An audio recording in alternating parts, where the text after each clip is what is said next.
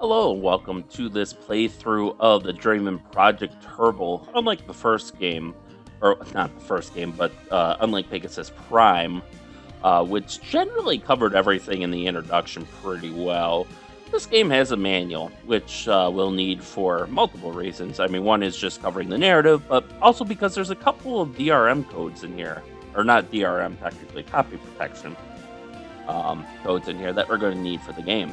And you'll see they bill it as the world's first photorealistic adventure game. So I think this was the first game ever to really use pictures in this way to kind of make a semi-photorealistic and later actually photorealistic environments.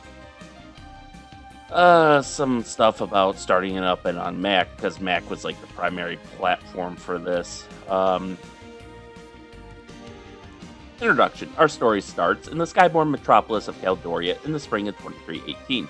The world is at peace, but only as a result of the patience of the people on the verge of full self-awareness. The great wars of the 21st century left a bitter taste in the mouths of those involved. They began to realize, though slowly, the self-destructive nature of their actions. As the feeling of world fellowship grew more prevalent, the dictatorial regimes began to crumble one by one. Humanity found itself capable of self-government. The power base shifted from the hands of the few to the capable hands of the masses. World unity was soon within sight. Through careful economic and political actions, the unified world was realized in the year 2117. And here we can see a picture of Caldoria, the first of the Skyborn cities. Cities, plural. Skyborn cities, plural, rather. In the years that followed, a feeling of security emerged. Government monies that would otherwise have been spent on national defense were doled out to the needy. Crime diminished greatly. Humanity flourished. No longer needed, the weapons of war sat unused, the memory of their hate-inspiring power fading with each successive generation. Then, 2185 came an event that changed the focus of mankind's gaze. The pilot of a cargo shuttle bringing building materials to the Morimoto Mars colony project spotted an alien spacecraft from her view window. Soon after the sighting, the ship sped off at light speed toward the outer edge of the solar system. The landing base scanners confirmed and documented the encounter, and the existence of intelligent alien life forms had been proven. Throughout the following century, the last great frontier expanded outward at an incredible rate. Cities began to appear on Mars, and colonies were constructed on the moons of planets as far out as Saturn and Neptune. Here we can see a picture of the Morimoto Mars colony, established in 2190, was constructed over an abandoned mining settlement. While many of these settlements were built as research stations for space exploration, most were needed to alleviate the burden of an ever-swelling population. On Earth, construction moved in the only available direction, upward. The development of gravity-neutralizing technology made it possible to build entire cities far above the Earth's surface. Caldoria, the first of the Skyborn cities, was officially dedicated in the year 2300. Humankind's first alien contact in 2308. 8 years later came the first formal contact with an alien race. Earth was visited by aliens who called themselves the Sorolans.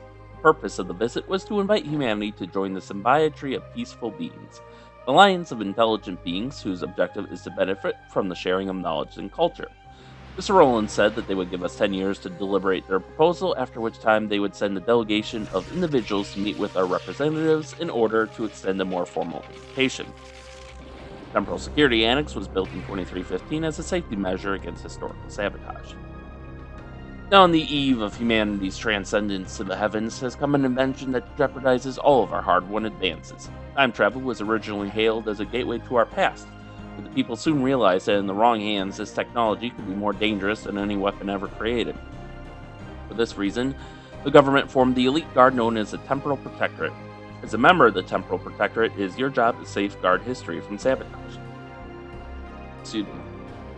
You monitor the space-time continuum from the Temporal Security Annex, the top-secret installation where lies Pegasus, the only time machine known to be in existence. But so long as the technology to create such a machine exists, the threat remains. And here we can go over the interface, which is like basically the eyepiece that we're wearing in both games, which is not surgically implanted. It's I don't think it really, in the first game, in Pegasus Prime, you fell asleep with it on, but in this game you actually put it on. The biotech interface is a monocular neuroprosthesis, which provides instant access to information regarding the agent's welfare, inventory, location, and so forth. Biotech interface model SL1772.5R is the central element of the Temporal Protectorate Agent's ensemble. The interface takes the form of a monocle which covers the left eye and creates a multifunctional window through which the agent sees the world. The neuroprosthetic attachment allows the SL1772.5R to monitor matters concerning the agent's welfare and provide feedback when necessary. For example, the pop-out screen to the left of the main view window might alert the agent of a sudden decline in health status or a potentially dangerous situation. The energy indicator warning light at the top right of the interface provides a quick reference for the agent's general energy status. See the suit page 7. Just below the view window are the inventory controls and the recall button. The biotech interface simplifies the task of keeping records on the objects an agent obtains by cataloging all inventory items and monitoring their use. To get information about an inventory item, a Temporal Protectorate member need only scroll to the desired object and click on the Inspect button to the right of its name, or double-click on the name itself. To use an object, an agent must once again scroll to the item, then simply drag its icon over the object in the main view window on which it is intended to use. A single click on an inventory item's icon lets the agent use it on him or herself. The button to the right of the inventory window is the Recall button. This button tells Pegasus to pull the agent back to the present from another time zone. The Recall button is marked with the Temporal Security Annex logo for easy identification in a moment of crisis. The unit below the right-hand side of the biotech interface contains movement buttons in the biochip panel. The up and down arrow buttons allow the agent to move forward and backward, while the left and right arrows turn the agent left and right respectively. To indicate which direction has been pressed, the movement buttons light up and remain lit until the agent can move again. At the top of the interface is a digital compass which lets the agent know which way he or she is facing. Biotech interface model SL1772.5R. We have the energy display level, digital compass, date display, energy indicating warning light, window, recall button, biochip display panel, movement buttons, inventory controls, artificial intelligence module, and chip bank. Biochip panel allows the SL1772.5R to have a multitude of functions with the flexibility to add more as needed. Biochips are microcomputer chips commonly found in utility droids and neural implant devices. Each biochip provides instructional information for a specific task. Functions of biochips include spatial mapping, data storage, walking algorithms for the handicapped, and so forth. The biotech interface's biochips can be activated by opening the chip bank to the left of the movement buttons and then clicking on the desired chip. Once the chip is activated, a display panel specific to that chip slides up into view and becomes active. However, because there is only one display panel, only one biochip can be used at a time. While only the interface biochip is standard issue, the Pegasus and mapping biochips become available to the agent on duty when a temporal rip is detected. The machine. Being the first machine capable of transcending time, Pegasus is now used by the Temporal Protectorate to guard against historical sabotage. You can see it's a lot less comfy than in Pegasus Prime. We stand in it, and it looks like there's like a clasp that our arms that go around our arms, as opposed to a nice little couch in the Pegasus machine in Pegasus Prime. In layman's terms, the particle accelerating space-time transporter V.1 is a time machine. Also known as Pegasus, this machine is able to send an agent through a tunnel in the space-time continuum at any moment in history. For security reasons, however, Pegasus has been programmed to allow agents to travel only to the location of any detected temporal rip or to a time 200 million years in the past, where a disk containing the known history of the world has been planted. This disk is meant to serve as a reference tool in case history should be altered. See the disk, page 8. The particle acceleration process creates an excess of energy which Pegasus stores for use in maintaining a homing signal or lock on the agent. The further back in time the agent travels, the more energy Pegasus needs to expend to maintain the lock. In addition, any use of the bio-support suit's protective features constitutes a further drain on this energy supply. See suit, page 7. In order for an agent to return to the present, there must still be a small amount of energy left for the recall process to work. Otherwise, the agent could become stranded in the past. The counter at the top left of the interface's main view window lets agents know how much energy remains. And here we have the suit. The bio-support suit acts as an environmental bubble. For a limited span of time, it can shield an agent from outside dangers or compensate for harmful physiological conditions. And you can see we got quite a bit of armor, all things considered. I don't think it looks as armored in-game, but, it's got some bulk to it. Biosupport suit is another integral part of the temporal protector agent's gear. This protective suit projects an invisible plasma shield that repels most forms of energy, including photon and radioactive energies, and even repulses isotopic residues that normally collect on an agent during time travel. Without the shield, these residues could conceivably be used by someone with the proper technology to track an agent in another time. The suit has also been designed to compensate for unusual biological conditions. For example, if the agent were in an extremely cold environment, the suit would generate warmth to prevent freezing. All the suit's protective functions, however, require a great deal of energy. Pegasus stores excess energy created during the particle acceleration process for this reason, but this limited supply is only enough to support the suit's protective functions for a short while. And this is why I stated before, like when you get the shield biochip, you're not getting a shield, you're getting instructions to use your shield more efficiently. And that's why the energy cost is reduced, because you can not use it for everything except that bomb blast at the end of Pegasus Prime, and you'll survive, you'll just take more energy damage. So here we can see the monocular neoprosthesis biotech implant, thermal regulating tubes, impact compensation coils, energy field regulating power transformer, inventory storage compartments, body fluid processing tubes, sensory amplification couplings, and exoskeletal armor plating. Ooh, this part didn't scan so well. The disc. An agent has no chance for restoring the proper flow of history without first comparing the unaltered Journeyman log to the altered counterpart in order to learn the source of the temporal rip.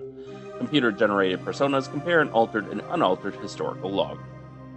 The Journeyman Historical Log Disc is a compilation of news articles and historical accounts chronicling all of known history. Each day, all news stories worldwide are automatically collected at the Temporal Security Annex, and 2 new historical logs are pressed. One remains in the historical log computer of the Temporal Security Annex, and the other is brought back 200 million years in the past, where it is stored as a security measure. If history should be deliberately changed, the disk which has been placed in the distant past will not be updated with the new version of history, as it exists at a point in time prior to any probable change. The disk which is still at the Temporal Security Annex, on the other hand, will be updated with the altered version of history. Therefore, if a rip in time is detected, the agent on duty can recover the log which has been placed in the past as a source of unaltered historical information.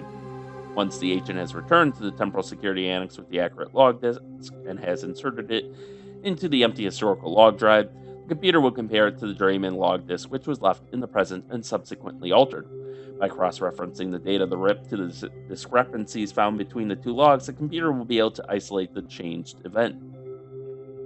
A computer-generated persona will then read the correct and altered versions of this event to the agent.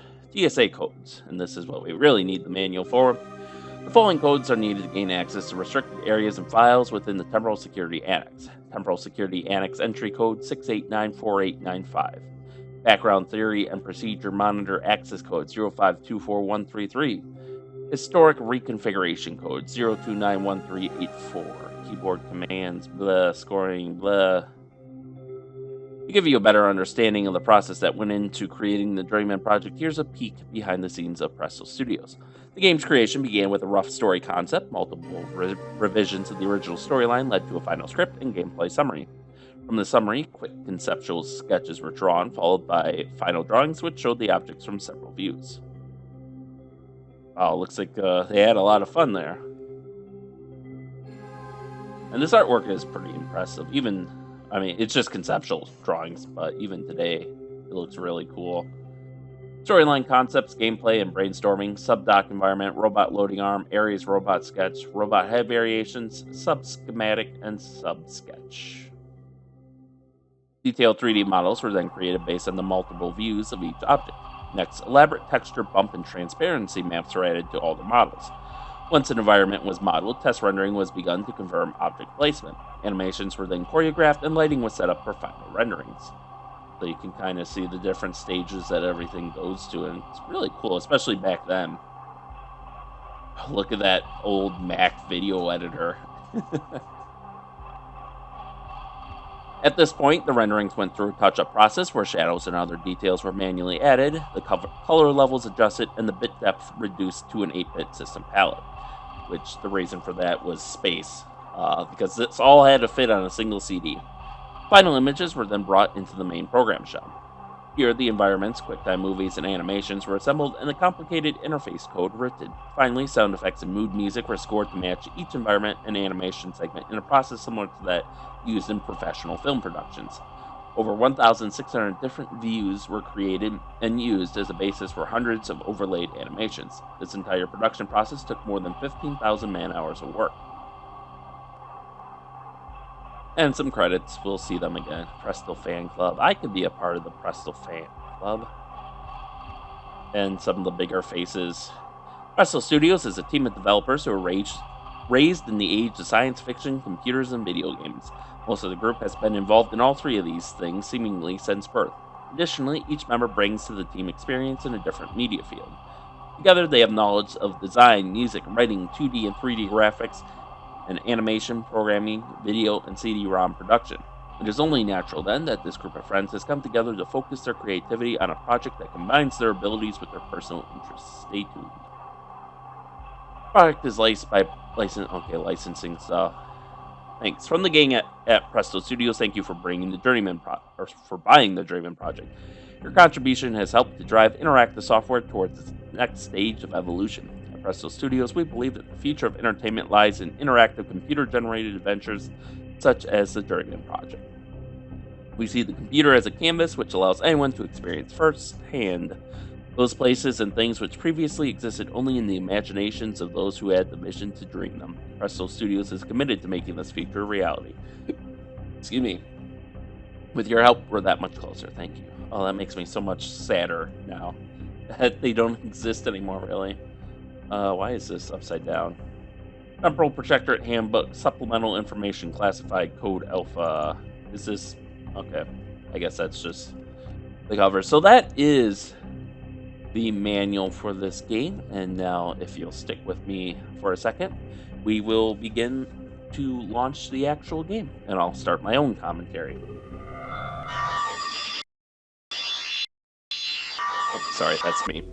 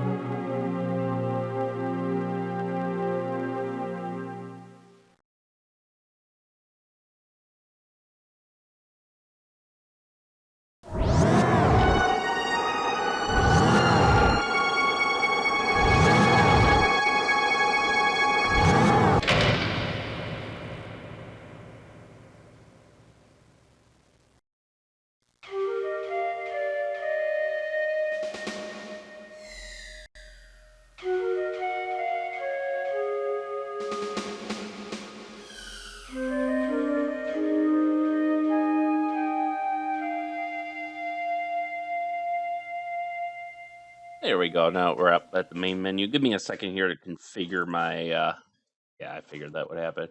To just kind of configure uh, how I'm going to set myself up to play this. Because I do want those codes visible. I don't need much to see those. That should be perfect there. And then I want to see this, but bigger. I don't have to strain my eyes as much. All right, there we go. So, welcome back. We are here at the new interface. I never really noticed the background before. It does kind of look like the androids.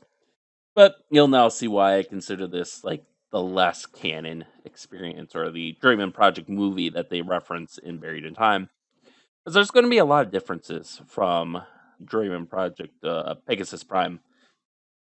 Most of them are due to the limitations of the technology at the time. And some of them I think were maybe more, like they had more time, more stylized. You also notice this is going to be a bit sluggy. So I'm running this on DOSBox. That's the version I got. Because I'm not... It's pre-configured. I'm not going to try to get my actual CD copy working on freaking Windows 11. Like, even Journeyman Project 2 Buried in Time doesn't work unless you use I I don't know. On Windows 7, I was able to get it to work, but I don't know if I would still be able to get it to work on Windows 11. Fortunately, we have GOG versions for Buried in Time and Legacy of Time. But in any case, we can quick go through the same interface overview. Oh, right. Do I just click? Uh, oh, this seems to be broken. All right, well, that's broken, but that's fine. So one thing you may have noticed reading through the manual is that this game requires QuickTime to run. Specifically, I think it was like version 1.5 or something. It's actually very common in a lot of old games, particularly adventure games like this, and then also like some more, maybe creative games or something. I remember like Star Trek Starship Creator also needed either QuickTime or like Macromedia Player or something like that. Uh, Game engines, I don't think really had like integrated video players or media handlers in them. Not so much like nowadays, where that functionality is probably included, or they just render it all in 3D, like the rest of the game. But you used to have to download separate software like QuickTime or Macromedia Player in order for the game to run, to be able to display the images and the videos and stuff. Fortunately, I don't know how they did it, and maybe they didn't, but somehow this works without me having a copy of QuickTime. I think it's preloaded into the DOS box or something. But yeah, this is a game. It's going to be sluggish. And this is like the least sluggish version because there was like 1.0, 1.1, 1.2, I think 1.5, and then this is technically 2.0 if memory serves. They remade this a couple of times with bigger CD-ROMs that could and code optimizations and preloading more of the game onto the hard drive. Although still, I want to say the hard drive install for this is like less than 20 megabytes, so it's not really running that much off the hard drive. In any case, though, we can begin. We may have to. I may have to get lucky or restart because I just realized I don't know if this will save on my C drive because of modern Windows security crap. But hopefully, I won't need to save. There's only honestly, I played this game so much as a kid and managed to beat it so much as a kid. I can only think of one case where I would need to reload. Maybe two if I get super unlucky, but we'll see. And with that, let the game begin.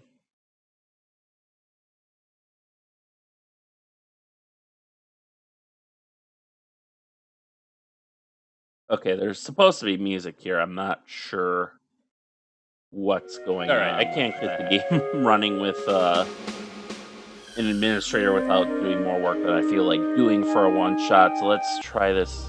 There we go.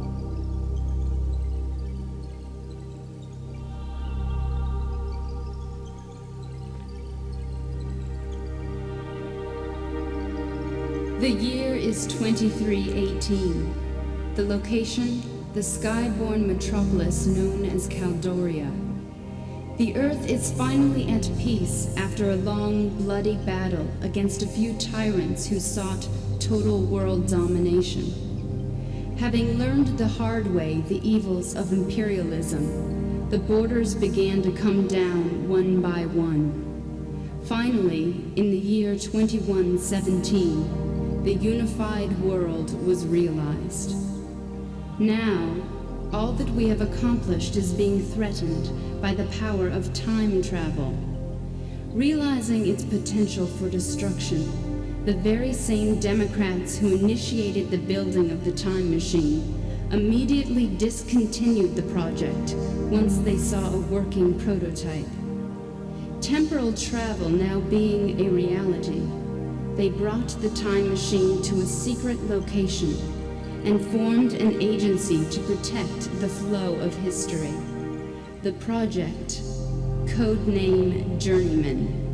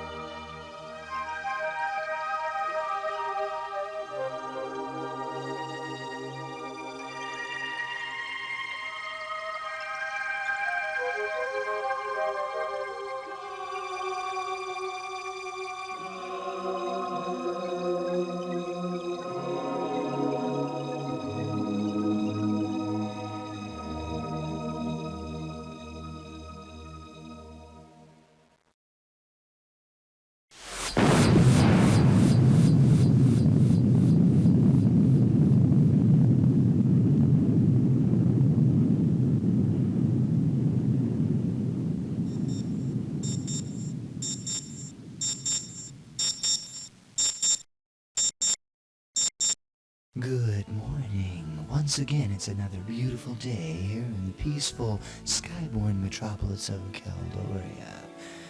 And unless you've been trapped in some kind of time warp, you know that today marks the culmination of 10 years of debate, as all of Earth awaits the arrival of the alien delegate from the symbiotry of peaceful beings. Their goal? To welcome the entire human race into their interplanetary alliance of sentient beings. Our Megan Love is at the Capitol building right now with a live update. Megan, can you hear me? I'm right here, thanks, Johnny. 10 years ago today, Earth was visited by a race of aliens who called themselves the Sorolans. They told us that they were here to invite us into an alliance, which they called the Symbiotry of Peaceful Beings. The purpose of this alliance, they said, is simply to share knowledge and culture with other alien races. They then left after saying they would give us exactly 10 years to deliberate their proposal. Today is the day of their return. All along the streets of Caldoria and here in the Capitol building, it's amazing, Johnny. There are thousands of people gathered, hoping to catch a glimpse of the Sorolan delegate as the procession heads this way. We've heard various rumors that a fleet of ships have already been detected on long-range radar and should soon be arriving. And with each new rumor, the excitement here seems to grow tenfold. Back to you at the studio, Johnny. Thank you, Megan Love. This morning's broadcast was brought to you by Future Cola, the choice of a peaceful generation. I'm Johnny Ego, and you're listening to the mellow sounds of WKIM Too Big. Alright, and there we are, into gameplay. So you can see things are a bit different. We don't wake up to Michelle Bizard telling us to go to work, or to our AI. You can see in here we actually fell asleep on our bed like we're supposed to, rather than out in the living room. But yeah, you can already tell the limitations that they were suffering when they made this game. Like, a lot of the video isn't really video so much as a slideshow. And actually, I'm just realizing that latest update, Windows 11, had reverted my straight corners, which makes me pee, but oh well, it'll be a minimal effect. So, object analysis, date found 2318, biotech interface. This biochip contains all of your interface options. By activating the chip, you can save or restore a game or check your score. So we can click on it to bring it up. Can we store the present? Oh god, best. Okay, I guess it works, maybe. Yeah, it's there. Alright. I guess I got that working. So we have the light. You can see it's very they obviously, when they made Pegasus Prime, they were obviously working off of the same concept art and stuff.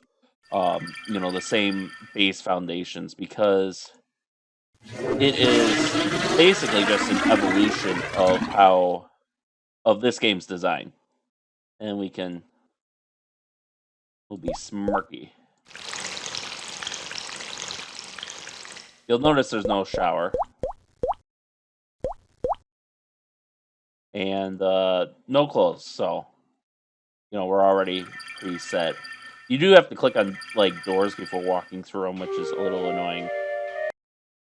And here is the Environ system, much like in Pegasus Prime. Unlike Pegasus Prime, we don't get an INN segment. That radio show was like our INN segment, our introductory statement. We don't get it. There's also no messaging machine either to check. We got these beautiful environments, which again, I think this was just kind of advertising what Presto Studios was capable of at the time. I'm not going to spend too long on them.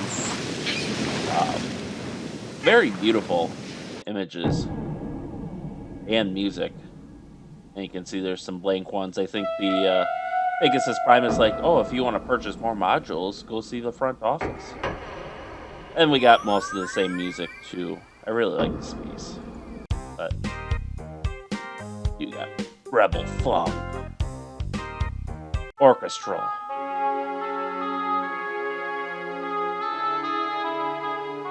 Acoustic, and Georhythm, which again is very harsh, at least at the start, but once it gets going, it starts sounding pretty good.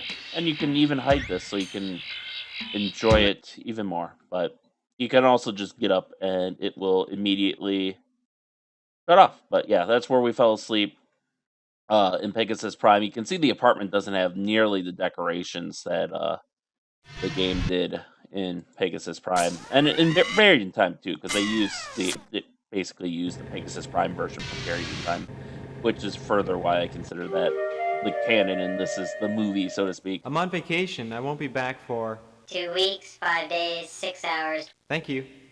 Just like in Pegasus Prime, you can go around and bug all your neighbors. Come in. Psych. Gotcha. It's just a recording. Anyway, I checked out this morning, Caldori time about 6 o'clock. Went for a White Sands jog in Tahiti. Be back in a while. I'm not home right now. Susie, if this is you, meet me down by the Capitol building. I got an absolutely torg spot to watch the procession. You also notice there aren't any windows like in Pegasus Prime, because obviously windows and stuff through them are hard to render. Once again, this is your clue that Sinclair heads to the rooftop. Roof access. Because they give you even less guidance in this game on where to find them than they do in Pegasus Prime. But, 4th floor. ding. Just a side note, I will do my best to balance the audio, but, this game has no built-in audio settings, and neither does Buried in Time, and I don't even think Legacy of Time has them, so we kind of got lucky with Pegasus Prime. And honestly, until Legacy of Time, the audio balancing is not the best. So just be forewarned about that. Access denied. This floor was never modeled or rendered. Aha, developer humor. We can go up to the rooftop. We'll just get the rooftop is closed for the alien observance or whatever. You could just open the door. Third floor gives the same joke as the second. So we will just go to the first floor and bug everyone down there. Which I think, were those units all vacant? I think they might all be vacant. This unit is vacant. Yeah. So they just say, go see the front desk. Doggy! This unit is vacant. Okay. And yeah, this is our AI for the game, so we don't get the friendly AI we had in the last game. And you can see, ooh, alien spaceship, it glows, it's mysterious.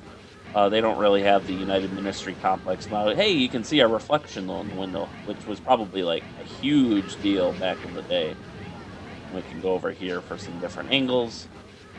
But otherwise, there's not much to do. Not like the original game. Or this is the original game, not like Pegasus Prime.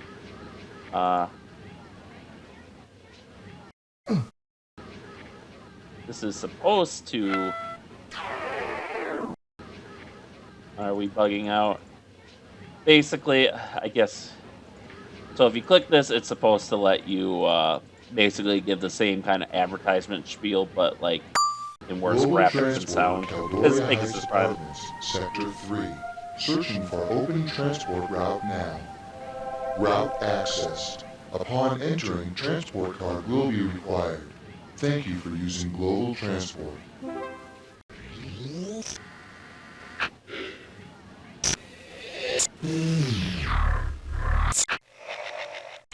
There we go. At the risk of breaking the game, I tabbed out for a second so I can bring my Foreign organism detected manual in back up. transport. Please hold for tracking and sterilization process. Foreign element eliminated.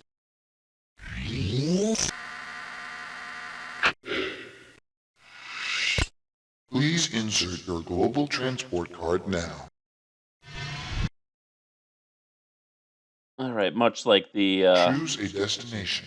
much like Pegasus Prime, if you go anywhere other than the TSA, you get terminated, Preparing destination or rather, transporter. uncreated.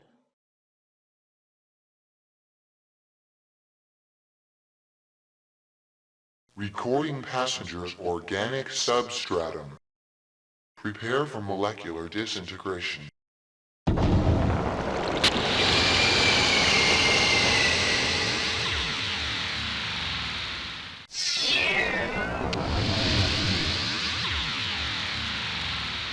Completing molecular reintegration. Thank you for using Global Transport.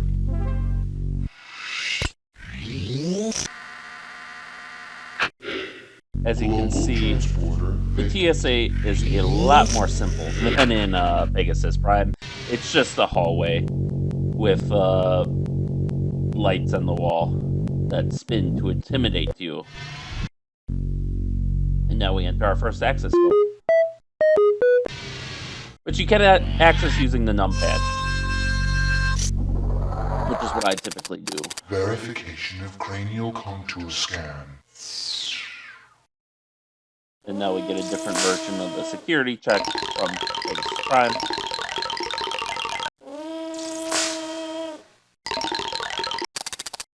Verification of central cortex scan.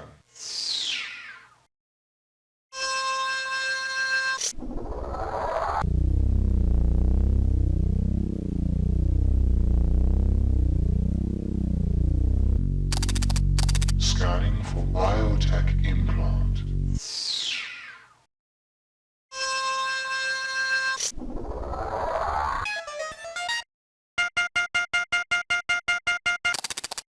ID scan confirmed. Welcome, Agent 5.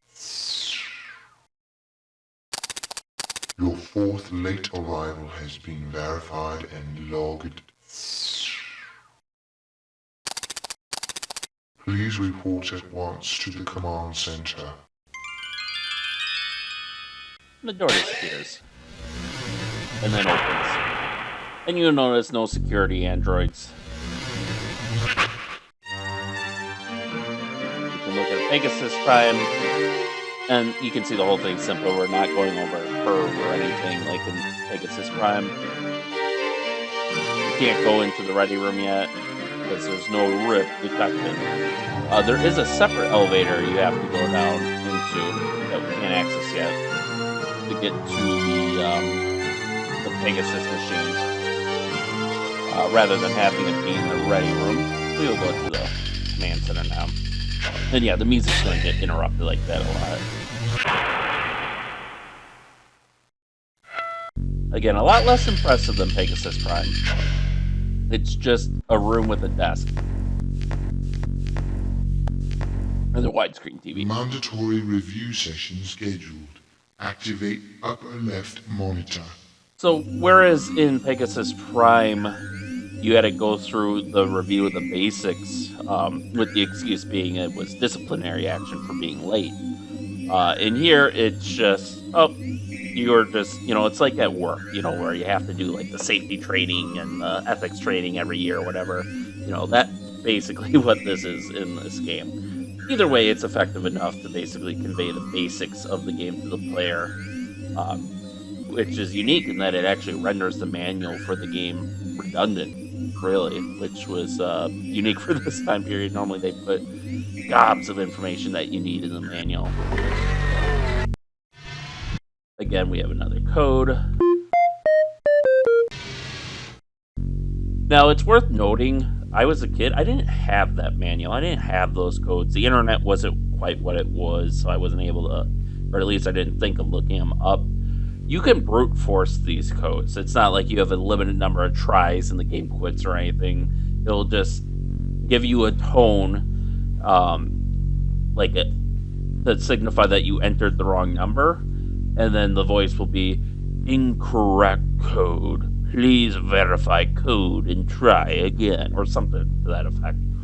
And as a kid, I brute forced all these codes just by going in order. It's okay, write it down, go in order, okay, write it down, until I hit all the numbers needed. So now we're going to watch the videos that are basically the same as the tutorial videos from Pegasus Prime. The Particle Accelerating Space-Time Transporter version 1, otherwise known as Pegasus, was the brainchild of part-time historian, full-time physicist Elliot Sinclair. In 2311, after seeing Sinclair's time-bending experiments, the government contracted him to build a full-scale operational time machine. The purpose of this device was to explore our past, as well as to discover the truth behind many disputed historical events.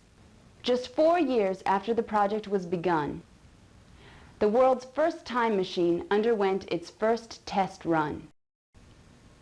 However, due to mounting concerns by individuals who believed that the machine would be used not only to explore history, but also to alter it, the test run would be the first and last time that the machine would be used for research purposes. The project was discontinued, and Sinclair was forbidden to ever work on time distortion projects again. Time travel now being a reality, the government secretly set up the Temporal Security Annex as a means to safeguard history from sabotage. You, the members of the Temporal Protectorate, are among the very few who know of its existence. It's really unfortunate, too. Just because you may have noticed there aren't any, in addition to the lack of security robots or other people, there's none of the talking heads in the hallway, so the only contextualization you get for the history of this world and the setting is basically the manual and these briefings, and that's it. And we see that Pegasus Prime covered a lot more because they had like the inventor of like the hyperspace drive or whatever, and all these other inventors there that kind of give you an idea of the setting and the technology, whereas here you kind of stumble around blind and have to find out for yourself. So next up will be theory. The simplest analogy for the theory of time travel is that of a tunnel in time. When someone travels through time, a tunnel is created which originates when travel is begun and ends when the traveler lands. If some event in the past is altered, theory states a rip occurs in the fabric of time, which gives rise to a temporal chain reaction. This chain reaction takes the form of a reality distortion wave and could take anywhere from a few seconds to several hours to reach the present. Of those who aren't uncreated when the distortion wave hits, many will suddenly have a new life, and the past as we know it will cease to exist. Traveling back in time before the distortion wave hits, though, allows an agent to jump over the distortion wave and escape its effects.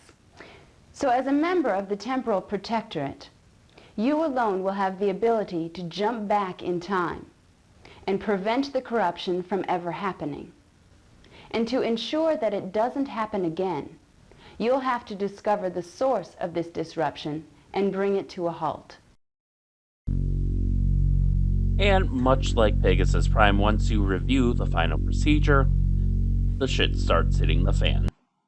In the event that it becomes necessary to restore the proper course of history, the procedure is as follows. As quickly as possible, get to the ready room and use the biosupport suit generator. The biosupport suit is an indispensable element of the time travel process and is essential for your protection. Next, get your assigned mapping and Pegasus biochips and the Journeyman key from the cabinet next to the biosuit generator. The Pegasus biochip is your link to Pegasus. It is what allows you to be pulled back to the present at the touch of a button.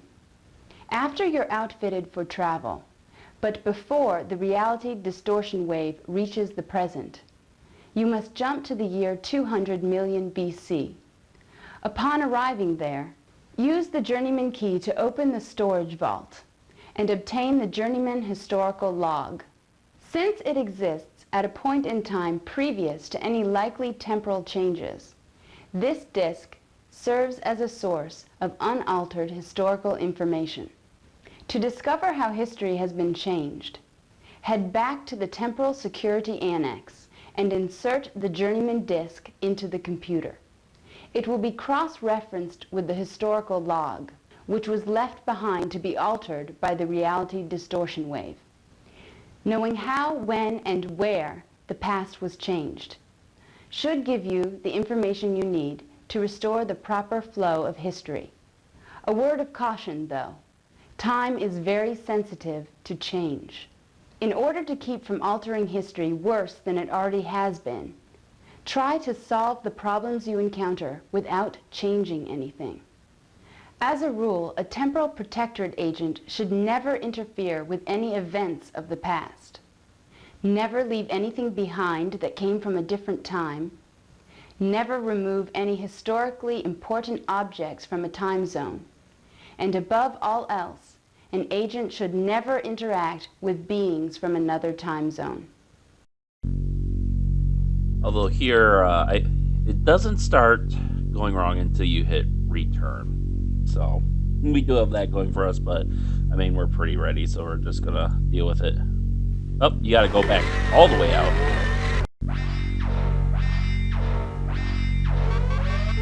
Warning, warning, warning.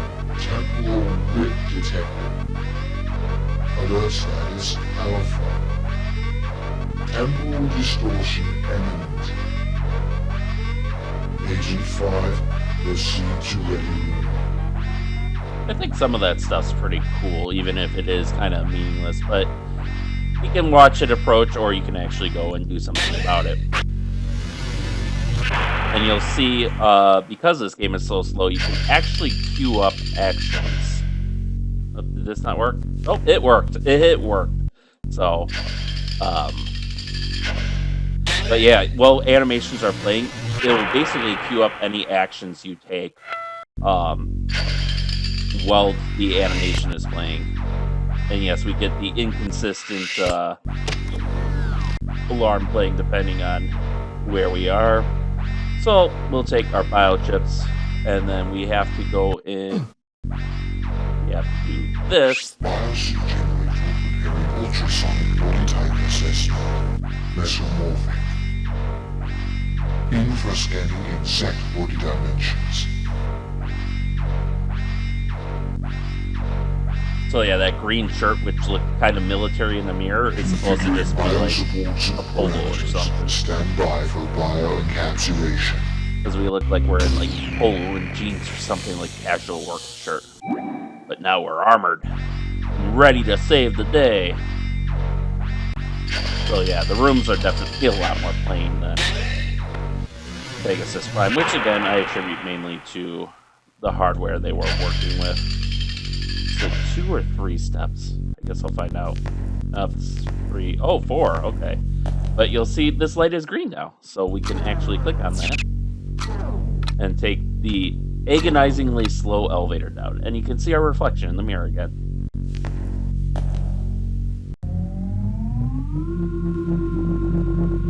And remember, if you think the smoothness on this is bad, it used to be a lot worse in the original versions of this game.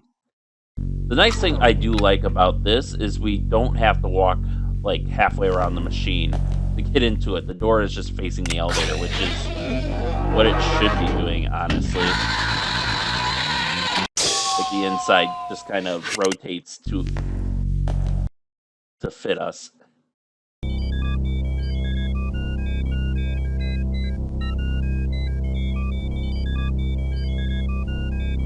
So we're gonna have to look at this screen a lot, so I hope you like it.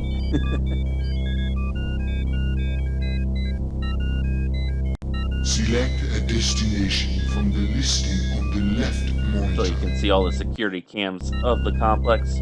We are going to jump to the year 2 million BC. Temporal distance 9,987,884,623 seconds. Spatial distance 13,354.8443 kilometers. Energy 36,587.2 terajoules.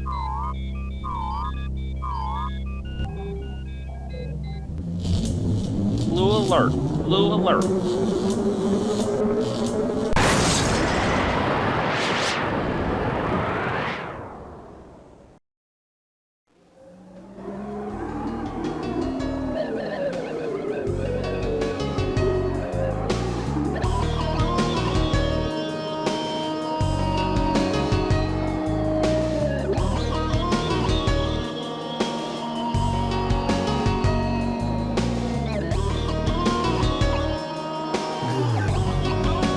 Here at the Capitol building, it's amazing, Johnny. There are thousands of people gathered. For more information, please refer to Caldor. Caldor has departed Sector 4.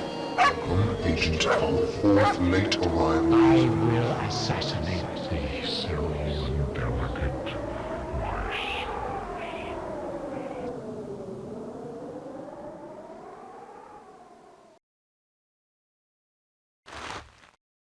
You'll notice we get a significantly more abstract time travel sequence where we're kind of flying through the TSA's version of, how they view the timeline, and we hear voices from different points in time. And I actually really kind of like that, maybe even more than the Pegasus Prime animations for time travel. But as you can also tell, they were a bit spoilery too with what you'll encounter in the game, which may have been on purpose to compensate for some of the lack of information. Anyways, let's look at some of the stuff we picked up. Biochip mapping, found 2318, location found, temporal security annex. Description: when activated, the mapping biochip automatically records where the agent has walked. Upon reactivating the biochip in an area which has already been mapped, the map of that location will be retrieved for the agent in its previous state. And you'll notice we can actually use it, even though it's not a pressurized environment. We are on the edge of a 350-meter cliff, caution is advised. So yeah, here they don't give all the background explanations either for like why it's here, why no one ever found it. There's the volcano. But we know from Pegasus Prime this volcano is going to erupt and destroy this island, and any evidence that TSA was here. And honestly, I think this game handles the prehistoric zone better, just because you don't have to go through some of those ridiculous security procedures to get to that leave like a large footprint behind, like the photon bridge or whatever. You can see there. Ooh, dinosaurs, scary. Honestly, it's a very small area. I thought they showed a... Oh, okay, it's a little bit bigger than I remember. But it's essentially a hallway in a canyon. And here you can see we're already here. Our energy's draining fast because obviously we traveled super far back in time, and it is a simple level. So... Biochip Pegasus, date found 2318, temporal security annex. This biochip is the temporal protector agent's link to Pegasus. It is what allows Pegasus to pull the agent back to the present. It also monitors the status of a RIP and gives related temporal and geographic areas. And actually, you can just cycle through the object analysis, while leaving the object analysis up so you don't have to like exit and re-enter. Journeyman key, date found 2318, location found, temporal security annex. This key allows the agent to open the storage vault, which contains the Journeyman historical log. And then the transport card found in our apartment. The global transport card contains your personal database of access codes for the global transporter. Without this card, you could not use the transporter. Additional codes must be pre-programmed. Alright, so we'll click on this bad boy here. Technically, I'm losing points because they do grade you on speed based on how much energy is remaining. I don't really care, just because I still have questions about that. Like, obviously, you can complete all 3 zones in one go.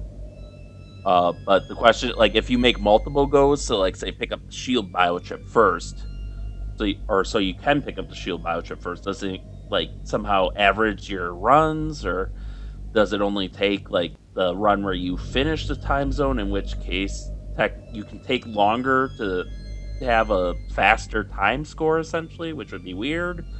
I don't know the answers to that, and like I said, I don't care just because it's so variable. Historical log date found 2 million BC, prehistoric chasm. Technically, it's 499,997,682 BC. Description: this log contains historical accounts and news clippings which chronicle all of recorded history. After a temporal rip has been detected, it serves as a source of unaltered historical information. And we may as well close it so no one happens by.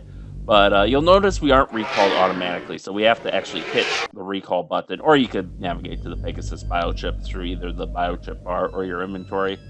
And we can see temporal rip status resolved, so we can just jump.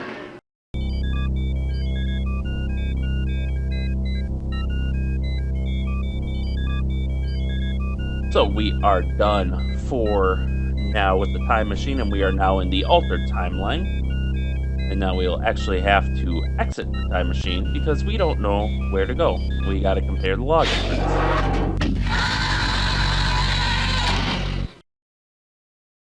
The compass has to catch up. I just think it's 3 steps. Nope, it was 2. We'll get in through the agonizingly slow elevator. And it looks like the frickin' Matrix in there or something.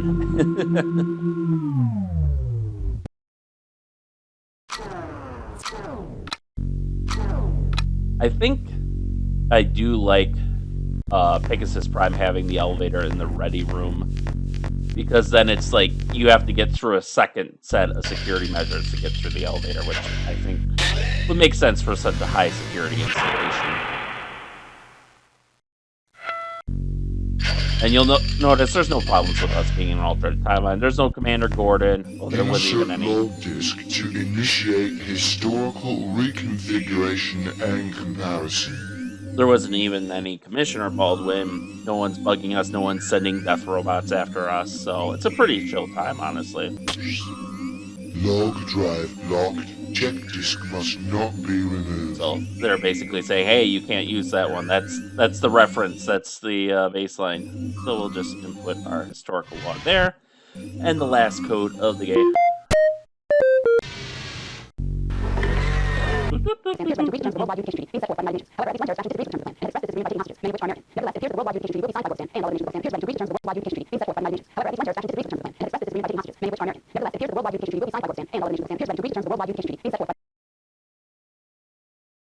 And there we go. Must have some pretty impressive processing power, since they're basically indexing Wikipedia, but like 300 years in the future. They'll chance its success based on historical information. 23%, May 15th, 2112, NORAD 6, unaltered.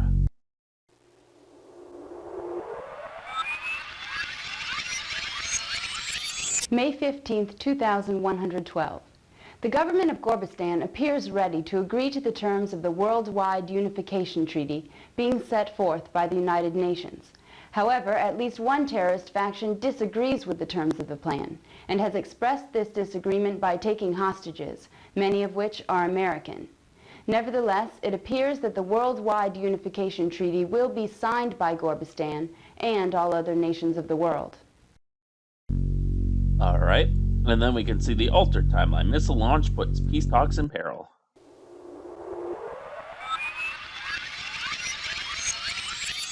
(5:15, 2112), 1400 hours. Amid negotiations to work out the final details of the Worldwide Unification Treaty, a nuclear missile was launched today by the United States toward the country of Gorbistan. The missile, however, self-destructed before actually touching down. Before the scare, the leaders of this country appeared ready to accept the terms of the peace plan.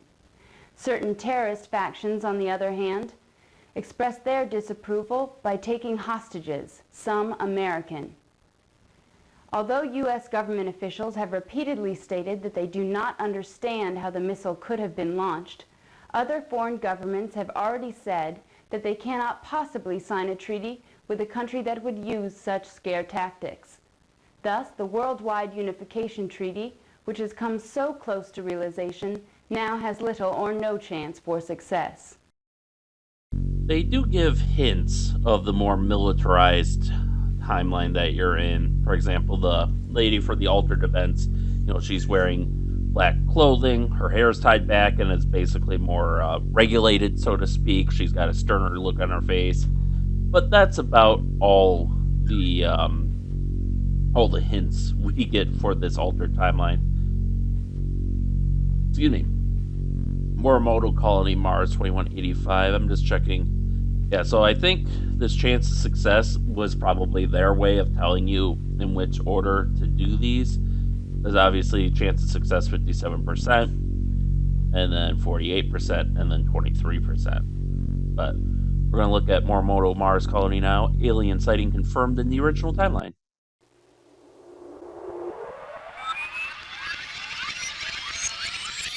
August 3rd, 2185. Early today, the pilot of a cargo shuttle approaching the Morimoto Mars colony spotted an unidentified spacecraft hovering over the colony. The sighting was verified by landing bay scanners and immediately reported to Earth. Soon after, the ship sped off toward the outer reaches of the solar system. And the altered timeline. Alien sighted Mars colony destroyed.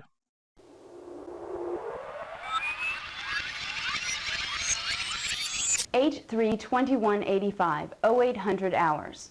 Morimoto Corporation's Mars Colony project suddenly went offline last night, just moments after a reported sighting of an alien spacecraft. While it is still unclear what has happened, debris has been spotted by long-range scanners, leading many to believe that the colony was destroyed by a malevolent alien race. Repeated efforts to contact the colony have met with no success. If the colony was destroyed, it is likely that all members of the 30-person crew appointed to oversee the construction robots have also perished. You'll notice that all these briefings are a lot shorter than the ones in Pegasus Prime as well. 2310 World Science Center, Sydney, Australia. Chance of success based on historical relevance, 48%. Unaltered, rally outlook decidedly pro-alien.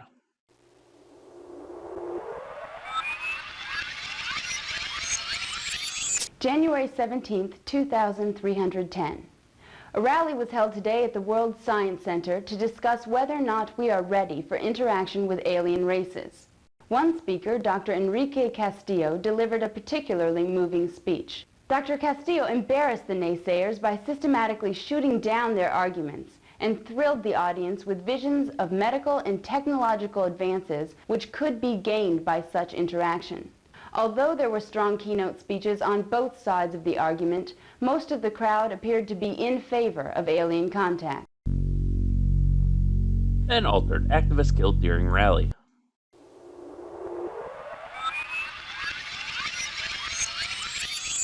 One 17-23-10, 1700 hours. A bizarre accident during a rally to deliberate the pros and cons of alien contact left a man dead earlier today. Dr. Enrique Castillo was pronounced dead on arrival at the Sydney Medical Complex after a freak accident on stage at the World Science Center. Dr. Castillo was one of the few at the rally who still believed that contact with an alien race would be beneficial to humanity. Although his views were not mainstream, Dr. Castillo's contributions to the pro-alien movement will be greatly missed. Alrighty, and just as a heads up, in other games I typically, especially ones of this age, I'll typically filter like or try to filter like compression noise and stuff out of the image. I probably won't do that for this game just because there's so much that I think we would get into the territory of that software filtering out, like, say, these grid lines, for example, and I don't want to lose detail that way, so just a heads up. In any event, we now have a related event, not a temporal rip, 2308 Caldoria, North America.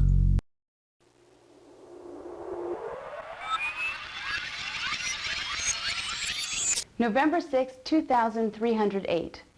More than a century after the first recorded sighting of a UFO, aliens have finally made contact with us. Early this morning, a huge triangular-shaped vehicle entered into Earth's orbit. After 3 hours, the spacecraft came through the atmosphere and hovered over Caldoria. Moments later, the following message was transmitted over all communications frequencies. We are the Sololans. Please do not be alarmed. We have come because we feel that you are ready. You have reached the point where you are no longer dangerous to yourselves or others. This is why we have chosen to invite you to join us in the symbiotry of peaceful beings, an alliance of sentient beings whose objective is to benefit from the sharing of knowledge and culture. We know that it will take some time to fully comprehend the nature of this encounter, so we will give you the opportunity to deliberate our proposal. On this same day, 10 years from now, us Roland Delegate will visit you to extend a formal invitation to join the symbiotry. Until then, we look forward to meeting you in person. And as suddenly as they had appeared, the Sorolans departed. Yeah, I definitely like the Pegasus Prime transmission better. And now we have the altered version.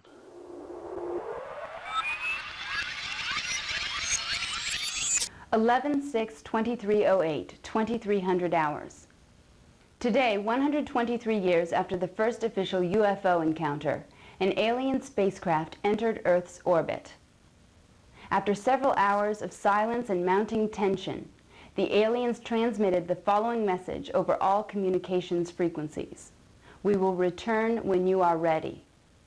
While no one is quite sure what this message means, many people have voiced concern about interacting with a potentially dangerous alien race. So, there we go. We have all the information we need, and we are now done with all the TSA security codes. And you'll notice these dates actually, I believe, popped up before, like when it was first monitoring the temporal rip progress. And you can see how this splits off into a timeline. This splits off into a timeline, and they account for the sub-timeline. So really, we're like here, and then we gotta fix it up. Like this is gonna end up making... Oh, they don't account for it there. But I do kind of like that view. But we're done here now. 5, 1, 2, 3, 4. Let's see if I've memorized this place well enough. There we go. Alright. And then when that opens, I think it's... Well, I can just do 4 steps, probably. And it should cue through the animations. But yeah, you can see how much shorter this game is and how much smaller all the zones are.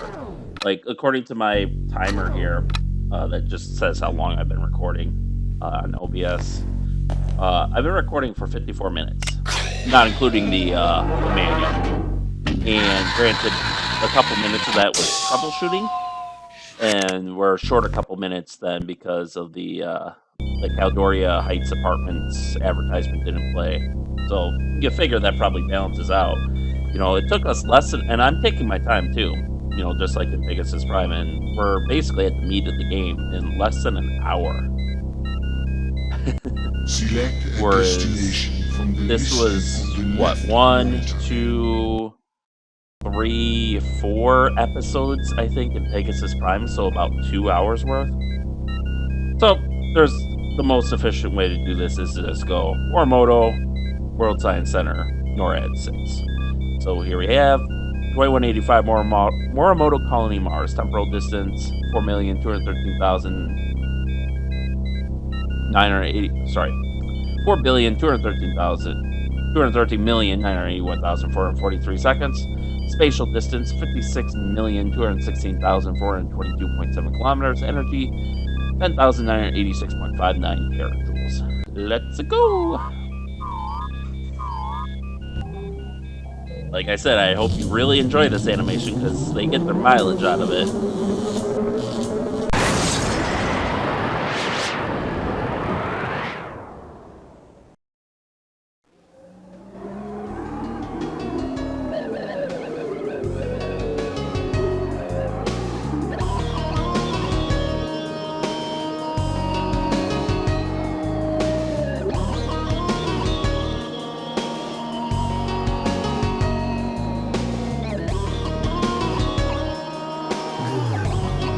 Once again, it's another beautiful day. It's amazing, Johnny. There are thousands of people gathered. For more information, please refer to Caldor. Caldor has departments. Sector 3. Welcome, Agent Our fourth late arrival. I will assassinate the cerulean delicate Mars.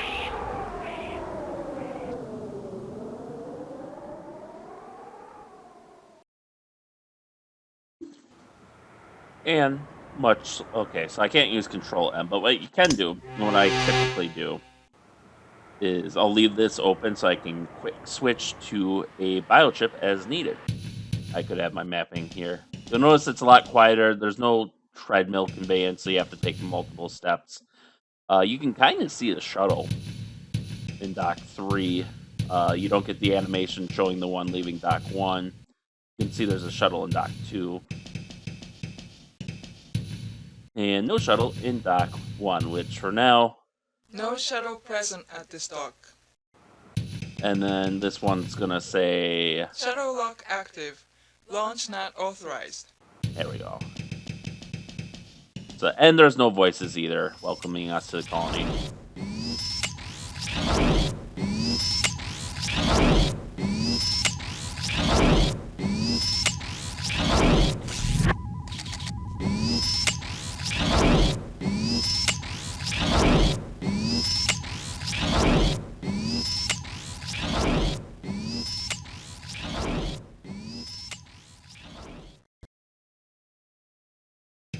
So as you can see, he does not consider us a threat yet. We cannot go in there if you get close. Let's see, can I open it? Yeah, I can open it. But then you get the warning that interacting is forbidden. So we don't want to go in there. Let's see, do we have a window? Oh, we do have a window here. You can't really make out the shuttles. Or processing machine room. And then here are the infographic displays. Welcome to Chrysae Planitia, more commonly known as Mars. Like a heavenly siren, Mars lures us to its inhospitable shores with visions of unearthly splendor. The atmosphere of this planet, which is composed mainly of carbon dioxide, is only 1/100th as dense as that of Earth. However, thanks to an atmospheric energy shield, you can enjoy the majesty of the immense volcano Olympus Mons, the vast canyons known as Copertis and Copertis Minor, and many of Mars' other natural wonders, from within the comfort of Morimoto Corporation's Mars colony. So yeah, you have to manually advance these slides, unlike the single animation that plays in Pegasus Prime, and they have Morimoto voicing these over instead of voicing over the colony. The generator for the colony's atmospheric shield lies far beneath the planet's surface, the legacy of the miners, whose abandoned caverns this colony is built over. Construction of the colony should be completed by June of 2190. Please enjoy your stay. The Morimoto Mars colony occupies 2 square miles of space on the edge of the canyon, known as Copertis Minor. Okay, so they are separate presentations. I wasn't sure if they were going to be both or one. The walls of this canyon host the shuttle docking bay, as well as the gantry from which the shuttles are launched, and the accelerator tube which shoots them out into space. A closer look at the gantry reveals its 140-foot stretch across the canyon, and a 3-cockpit module nose which transport pilots to and from the ships. You're currently in the entry hall of the shuttle port. The red areas at the top and bottom of the map indicate remnants of the old mining colony which have not yet been renovated. These areas are for authorized personnel only. The path at the left center of the map is the main entrance to the colony. Look, we're in 2 places at once. Haha! I get why they did it, though. They just didn't want to put in the scripting and the different animations, or, having only one of these read UART here, and the other one reading info terminal or something. And that's all. And I believe... Oh. I'm like 90... There we go. I think this is the same information. Welcome to Chrysaplanesia, more commonly known as Mars. Yeah, same information. So we can just head straight to the maintenance transporter.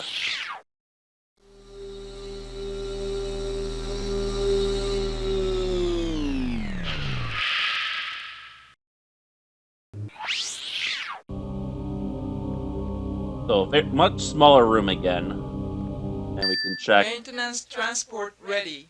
Yeah, our maintenance transporter is ready. And there's some things we need to pick up here. We have some wire cutters.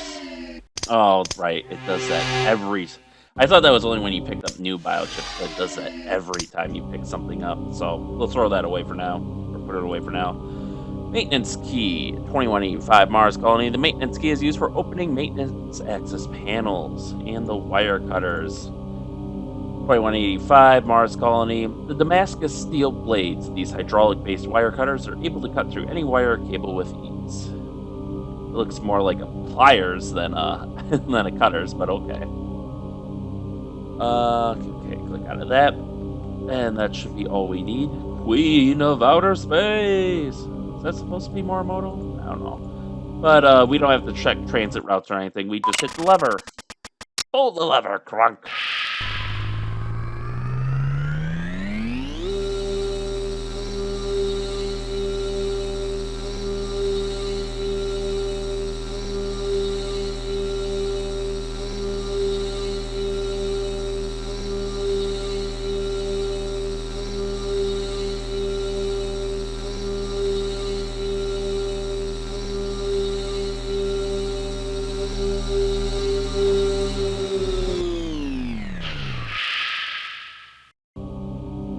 Here we are, we're at our destination. No stairs leading up to the area this time, we can just walk straight in. And unlike Pegasus Prime, we can grab and fill our oxygen mask in one go.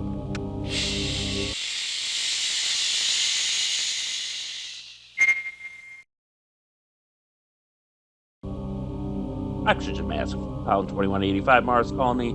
This oxygen mask was used by the miners who created the caverns below the Mars colony. Due to its age, state, and lack of use, it can now hold no more than 100 psi or 8 minutes of oxygen. The mask's built-in air filtration system, however, is fully functional. Alrighty, let's pre-select the maintenance key, and actually, what I want to do first, hopefully this... Well, let's save first, and then I'll fix it.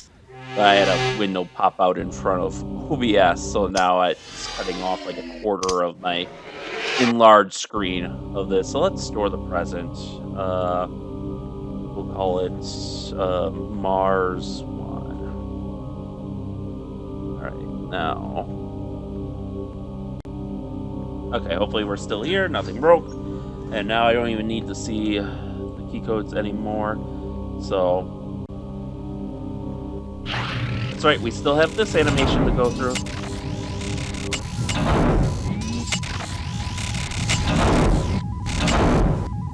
Out of my way, human, or die.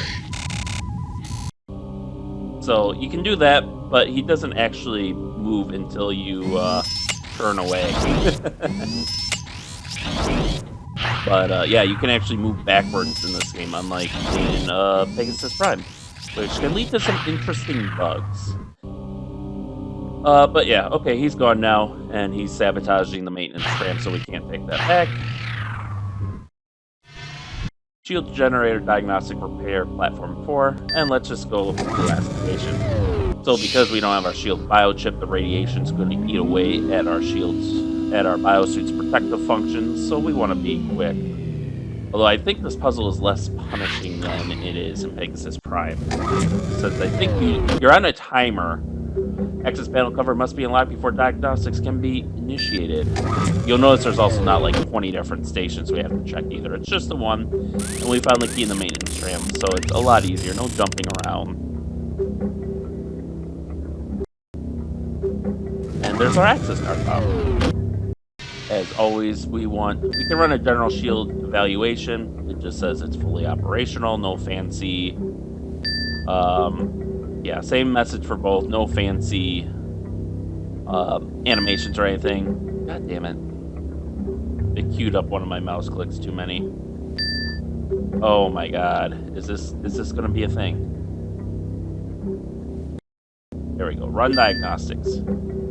Insert access card. Warning. Foreign object detected.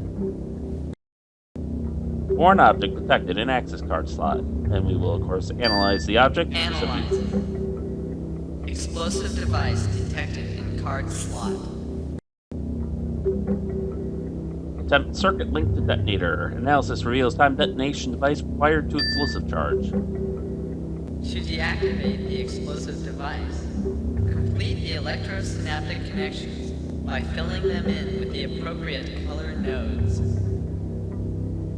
Alright. Now accessing level. I like this because it looks more like circuitry. Node 1, green. Node 2. But otherwise, it's the same Node game. 3, You yellow, are on a timer. Hey, right on the first time. But the flip side of this is when you fail a level, like you run out of slots, I think it just kicks you back to the beginning. So you have multiple attempts to push through. Yellow. Node 3, green. 1 node, correct. Alright. Node Blue. 1, blue. Node 2, green. Node 3, red. 0 nodes, correct. Okay, so let's try Node green. 1, green. Node 2, yellow. Node 3, blue. 3 nodes. There we go. Correct. You have completed level 2. And now the last level. Now It's just 3 accessing levels, like in the last, in Pegasus Prime. I keep saying the last Choose a game. color node. Playing Node them in this 1, order was purple. dangerous. Node 2, green. Node 3, red. 0 nodes, correct. Alright. Node 1, blue. Node 2, purple. Node 3, yellow.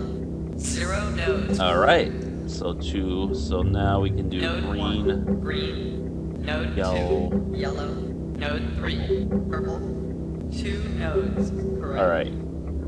Green. Node 1, green. Node 2, yellow. Node 3, blue. 1 node, correct. Okay, so this one was right. And then one of these was right. So we got one chance here. So let's go green. Node 1, green. Node Red. 2, red. Node 3, purple. 3 nodes, Yeah. correct. You have completed level. Alright. The explosive device has been disarmed. You may now remove the explosive device manually. Alright. Are you gonna get out of my way? There we go. And... Yay, we averted the destruction of the Mars colony. I'm gonna wait to look at it until we're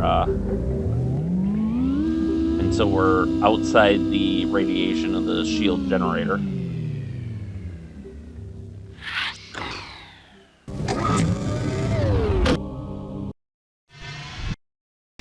There we go.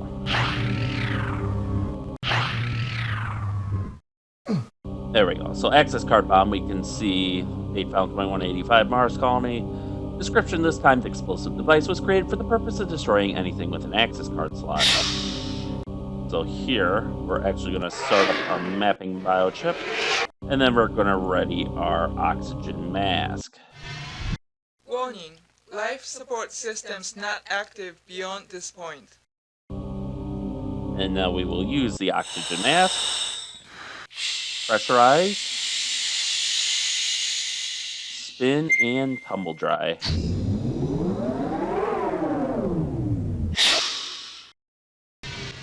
Oh, it's already open. Okay.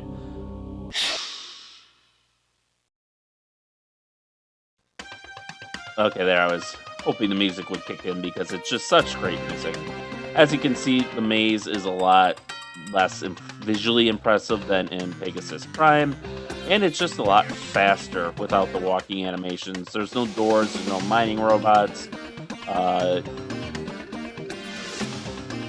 There's just these little walkways above and these perfectly square-cut hallways. So you can queue up a lot of actions really quickly. And I think someone mentioned that, like, the maze in Pegasus Prime oh, okay. No! Shit, this is why I saved. Damn it. I guess we'll see if that works now. Wow, they do not... They give you a lot less time than I remember. Alright, we gotta go through. I'll, tell you what, I'll meet you guys back in the maze, so that way you don't have to see this again. Warning, life support systems not active.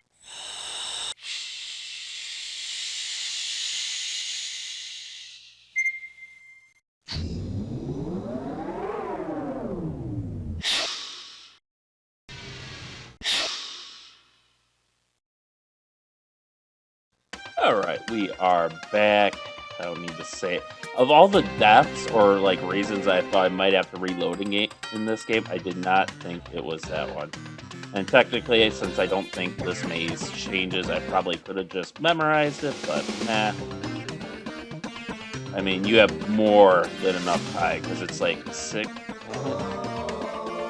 It's like 6 or 8 minutes, something like that you have. Apparently, the earliest versions actually did show you a timer on your display, but like it's just so unnecessary, especially with how fast you can move.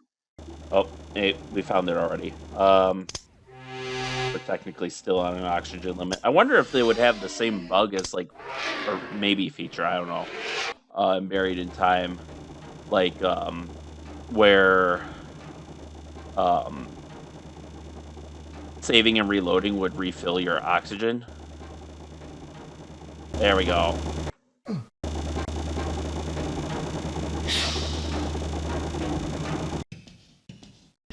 Pressurized spin.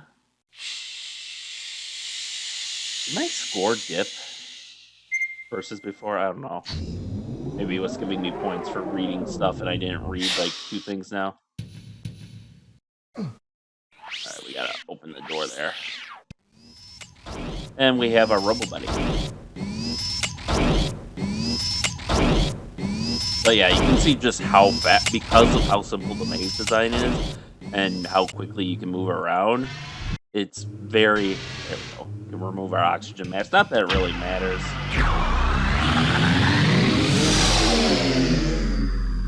Shuttle 2 has just departed from East Gantry. Now this is where I do want to save, because you have to pull, unlike Pegasus Prime, which only replaces or only, like, destroys the robot once you pull all 3 biochips. In this game, you have to pull them in a specific order, because there is one biochip that will auto-destroy the robot. And if that happens to be the first biochip you pick up, well, sucks to be you. And that can actually make it basically soft lock the game, so you can't beat it. So that's why I wanted to save, just in case that happens. Because I think I remember the order, but I'm not 100% sure. We've got an unauthorized launch of Shuttle 2, over. I copy that. Launch of Shuttle 2 confirmed. What is Shuttle 2's current location? Over. Shuttle 2 appears to be headed towards the launch tube. Hang on a sec. We have an unauthorized breach of security in Shuttle 3, over. Current location? Shuttle 3 is still at bay in East Gantry, over. Roger. Sending security force to East Gantry. Requesting manual override on launch sequence for Shuttle 3, over. That's a negative. The whole security grid on the East Gantry seems to be down.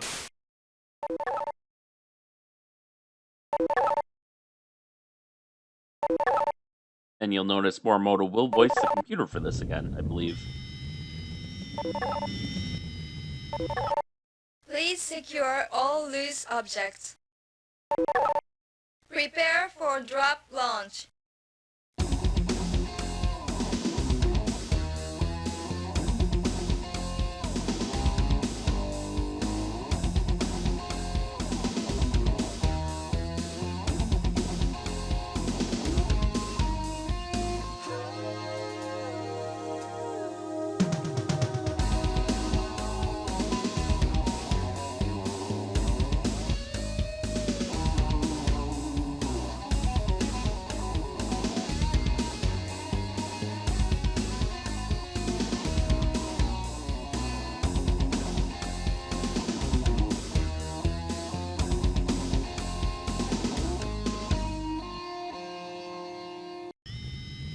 Configuring launch matrix, generating propulsor waves. Stand by for atmospheric breakaway.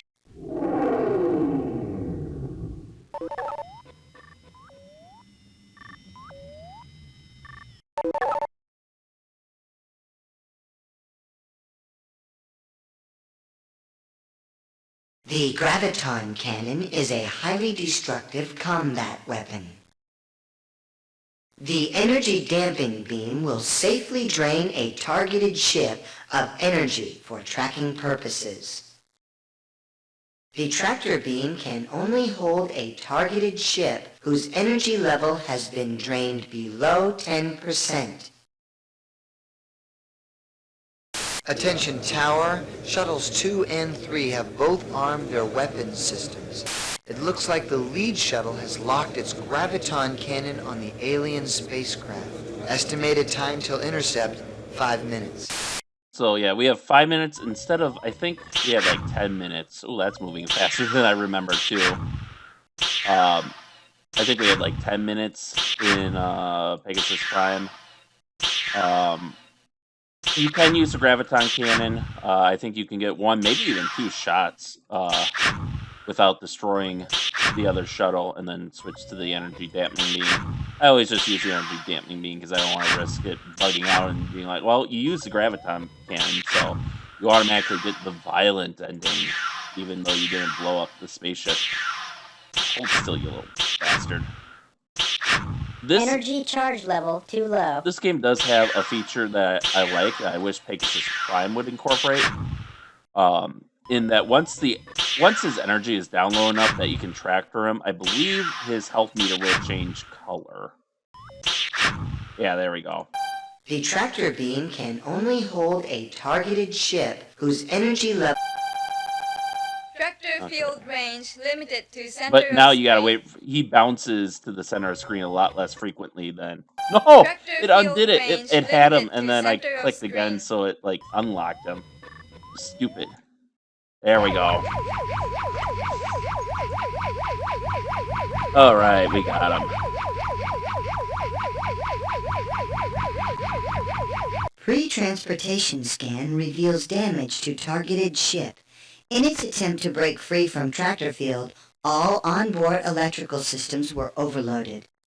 I do have a few thoughts left about this time zone, but I'll wait on those until we return to the TSA. Verifying coordinates. Scanning destination area. Destination safe for transport. The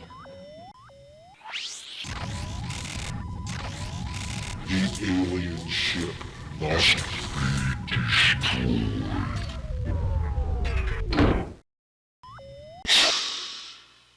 Central processor damaged.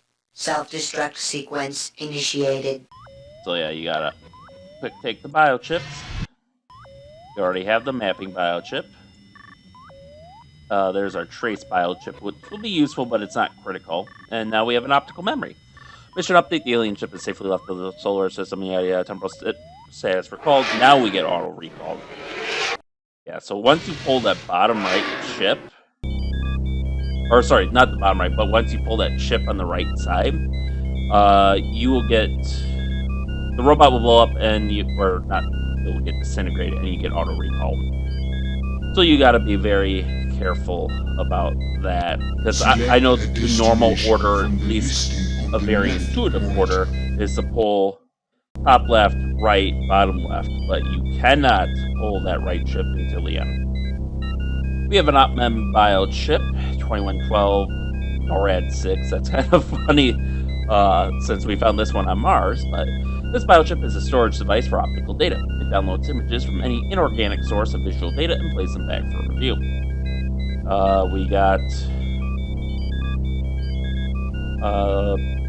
We read that one already. I think I didn't read the maintenance key. Maintenance key is used for opening maintenance. Access panels. I read that one. Oh yeah, I did read the wire cutter, so I guess I did read maintenance key. We could look at. Oh, that's not the one. The OpMem biochip will give us. It doesn't auto review. It'll download the data, and we can see Ares objective. I'll wait until the end to play these. And then finally, we have the trace biochip, which was not in Pegasus Prime. The trace biochip detects isotropic residues, which are commonly left behind by time travelers. The chip translates its readings into visual patterns, which appear to the user as glowing red areas. So this is going to be somewhat useful for this next time zone. Not necessary, but useful. You may have remembered from the manual where it said that our plasma shield works against these isotropic particles to keep people from using this on us. Apparently, Sinclair doesn't have that knowledge, because, I mean, we've been time traveling now for a couple of years now, probably, at least just to update the historical log. So, you know, we've had a little more experience with time travel and such. We're a little better suited to masking our presence, so to speak, than he is, which is why this trace biochip works. Why they have it, I don't know. Maybe it was in case, like, because he knows the TSA is coming for him, so maybe it was to help the robots find us, but it shouldn't work on us. He just happened to know our coordinates. Maybe he has a backdoor in their computer system or something, like I discussed in Pegasus Prime. I don't know. In any case, my thoughts on Mars. Obviously, the area itself actually isn't that much smaller. The maze is probably smaller, but otherwise it's pretty much the same size and is the largest of the three areas. But it goes by so much quicker because you can do it in one run, and you don't have to go through it twice.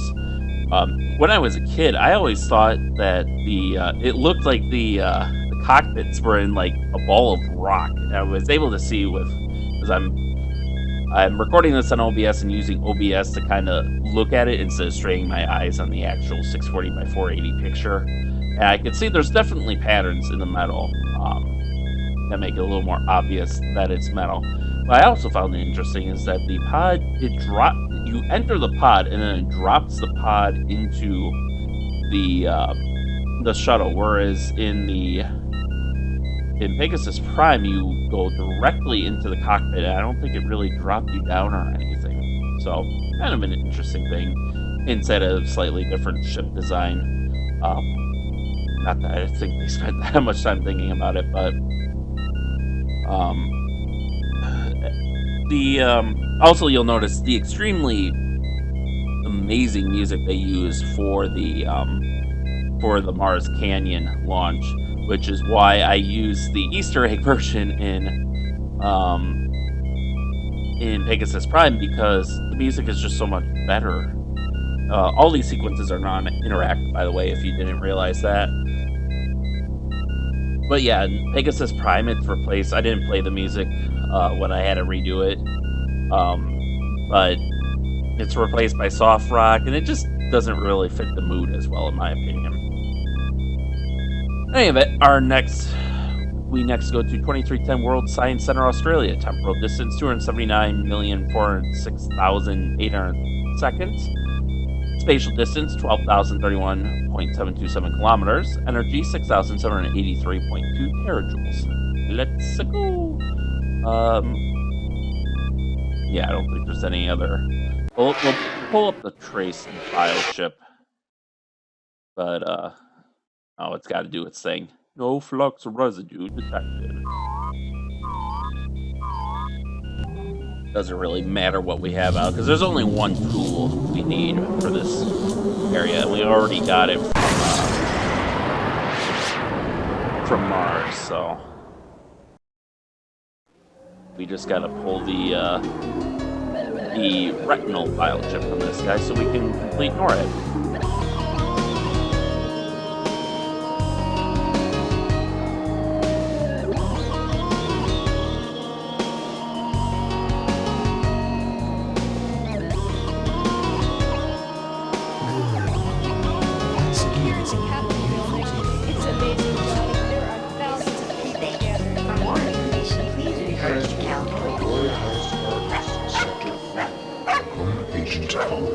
Late arrival. I will assassinate thee, Cerulean Delicate, my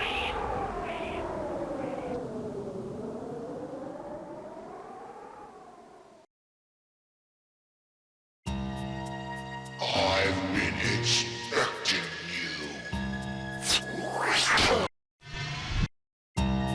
Your bio-support suit has been penetrated by a small cylindrical object. Do you wish to remove the small projectile? Yes, because I don't wish to immediately lose. Warning, unknown substance detected in bloodstream. Warning, you are feeling very fatigued and dizzy. Without immediate remedy, you will soon pass out. And that time he's, Mercury isn't using walking around with a giant gun out of place. So this puzzle works pretty much the same as the one in Pegasus Prime. Oh, come on. Oh, this might be bugged. Oh no. Oh, it's here. Sorry, my bad. Object accepted, assessing polarity, checking for nuclear emissions. Do I have to click? Nope. Evaluating molecular structure, complex organic molecules detected, scanning polypeptide chain, cylinder 94.6% miscellaneous, metal 5.1% polystyrene, 0.3% trace elements, chemical complex, diamond hydronate-based liquid tranquilizer. Sending analysis information to the molecular compositor. I expected Sinclair Laboratories Molecular Synthesizer Interface SL100C-1 now completing download of molecular information from Compound Analyzer. Click now completing download of molecular information from Compound Analyzer. Diamond hydronate is a relaxant commonly found in sleep and health aids. In combination with other drugs, its effects can be overpowering. For this reason, it is used as a base for many different forms of tranquilizers. There are antidotes known for several diamond hydronate-based tranquilizers, all of which are members of the Thorazine family. Would you like to build an antidote for diamond hydronate? 3 Thorazine-based molecules have been pre-programmed. These molecules are stable. Variations must be selected manually. In the event that an unstable compound is created, you will have to begin again. After all 3 compounds have been designed, an antidote can be synthesized. Proceed with diamond hydronate antidote design, yes. Base molecule number 1. And it's the same puzzle. It goes a little... What's OJA? No, OJY? OJC... No. OJIACY. Base molecule number 2.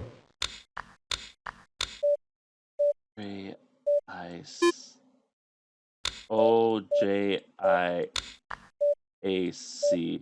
Base molecule It's more forgiving number in 3. that you don't have to wait for an animation to play. It just and clears your progress. So in that 3 it's more stable forgiving. Thorazine-based molecules have been designed. Building base molecules. Bonding additional molecules. Synthesis complete. The synthesized compound will appear in the molecular synthesizer. Whereas in Pegasus Prime, there's like a 5 or 10 second animation you gotta play. There we go. We'll suck on that antidote. Antidote has been administered. Now that our energy drain is returning to normal. Antidote, file 2310 World Science Center. This is the antidote to the tranquilizer. It is composed mainly of thorazine. Then we have the tranquilizer dart.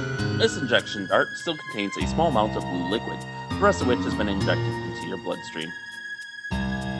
So there is some research you can do here, just like in Pegasus Prime, but there's only this one office. Sinclair doesn't have a separate office that you can visit. So here we can see the Ares prototype, and here we can go through his emails, find discovery results, rematching entries. So let's start with Smart Alloys Discovery 572307. I had an interesting thought today while working on the contact-sensitive Smart Alloys project. It's given that all elements behave in a manner that is consistent with their atomic properties. For example, it is consistent for manganese to bond with barium cobalt in a very particular way under certain conditions. In a sense, these universal instruction sets are similar to the DNA which regulates the behavior of all cells in biological organisms. This being the case, it's conceivable that any non-organic matter can be programmed to respond at the molecular level to a set of predetermined instructions and instruction codes. So imagine a lamp which upon command could take the form of a chair, a table, or even a work of art. The possibilities are infinite. I'm confident that a proposal to do further research in this direction will be met with approval. So now we have his Smart Alloy Morphing Discovery, 11/24/2308. So about a year and a half later. This month has been fraught with discoveries about the morphing process. We learned how to morph all of the elements, but only after we realized that a certain few of them are inert gases, like argon and krypton. I'll just replay that one. I just wanted to reset my trace biochip here. My bad, I didn't think it would. This month has been fraught with discoveries about the morphing process. We learned how to morph all of the elements, but only after we realized that a certain few of them are immutable. Specifically, the inert gases, like argon and krypton, well, because of their unique electrochemical properties, they simply are immutable. Even worse, these elements actually interfere with the bonding of surrounding molecules and bring the whole process to a halt. On the plus side, we have also discovered that if proper care is taken, even organic matter could foreseeably be altered in form. All right, and now I'm bending 11/30/2309, so about a year after that one.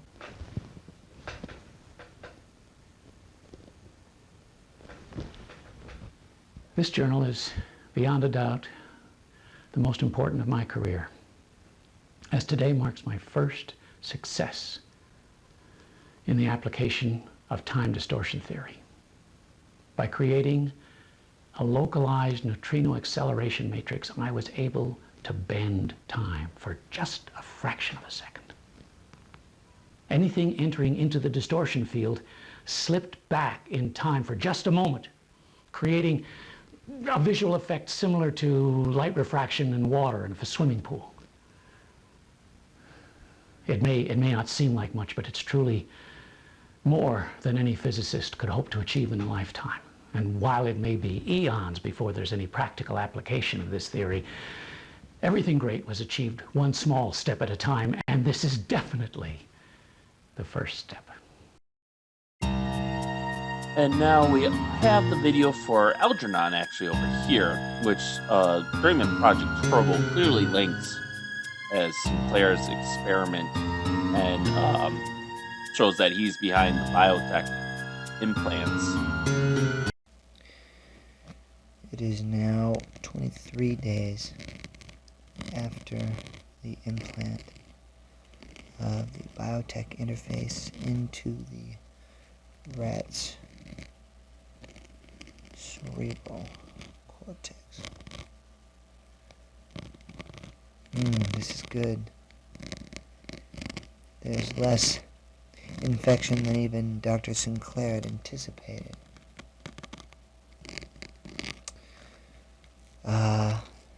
There are no signs of the interface protruding the tissue. And as we've seen, Algernon is getting along nicely with all of the other little rats. It's amazing that someday even this technology might be used on human beings.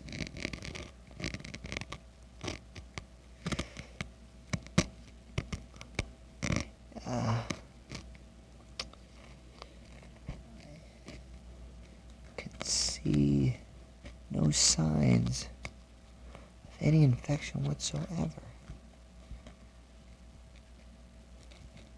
This rat's ready to rock. Let's consider this, Mousy. You'll get the cheese quicker than anyone.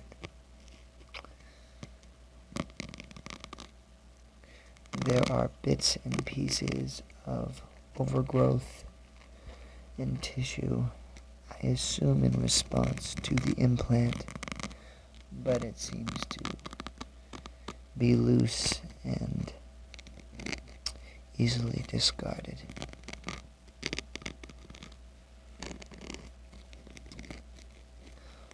These tests are similar to the tests we ran after 2 weeks. And yet exponentially the rate of healing is happening accordingly.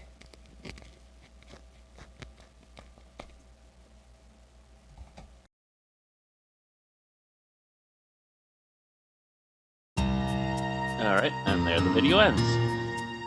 So, yeah, in Journeyman Project Turbo, Sinclair was responsible for basically everything, kind of a renaissance man, which he was.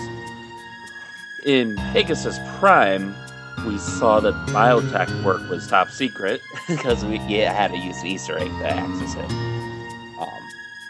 But also, he didn't get any credit for the smart alloys, and we saw why. There's a message from Dr. Volchek, who would eventually be credited for the work on smart alloys. He had failed to give her to submit like a journal entry or something for a scientific journal by the time that it was required, so he did not get credit for that, despite the logs showing that he worked on it. And ultimately, Dr. Volchek is credited as the creator of the smart alloys. So we have everything we need here from a research perspective. Temporal flux trace in progress. Synthetic carbon-based alloy. Extreme caution advised. So basically, once we walk out here, it will show footprints. So now we know where the robot walks.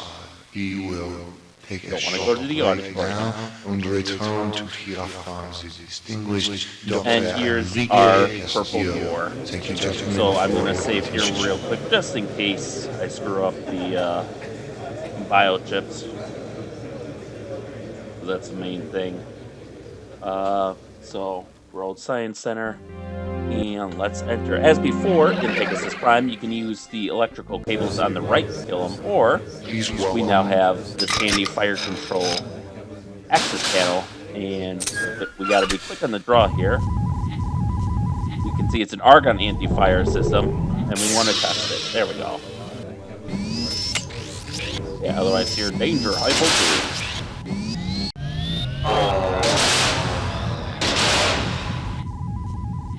So yeah, this area is a lot smaller than the World Science Center. No Sinclair office. Central processor no damage. option to view Sinclair's Self-destruct speech. sequence initiated. And again, we want to follow the same order here, I believe. So we got our shield biochip. I can't grab that one. Can I grab this one then? Nope. That's why I saved. Oh, they bam. They bamboozled me. Central processor damaged. Self-destruct sequence Because it looks initiated. like you can take this one, but they still have the, but you can't. Instead, you gotta take this one first, which is the retinal biochip that you absolutely need to finish the game. Otherwise, you're soft locked out of beating the game. And we have our stun gun here. Mission update, Dr. Castillo's assassination has been prevented. Couldn't finish reading. Temporal status resolved. All anachronisms eliminated. Prepare for auto recall. So we can check the Opmen biochip. I thought in this game it mixed up which robots give you what, whereas in Pegasus Prime the robots give you your mission. Let's see if that's true or not. Select a destination. Yeah, so we have Opmen biochip here.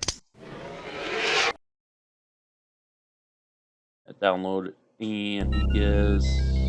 Okay, so I guess it does give you the right one. For some reason, I thought they gave you the, like, Mercury would give you Poseidon, and Ares would give you Mercury or something like that. But I guess my memory was wrong there. So we're actually going to pull out our shield biochip. Not that we'll need it, but I mean, this is about the only time we'll be able to use it.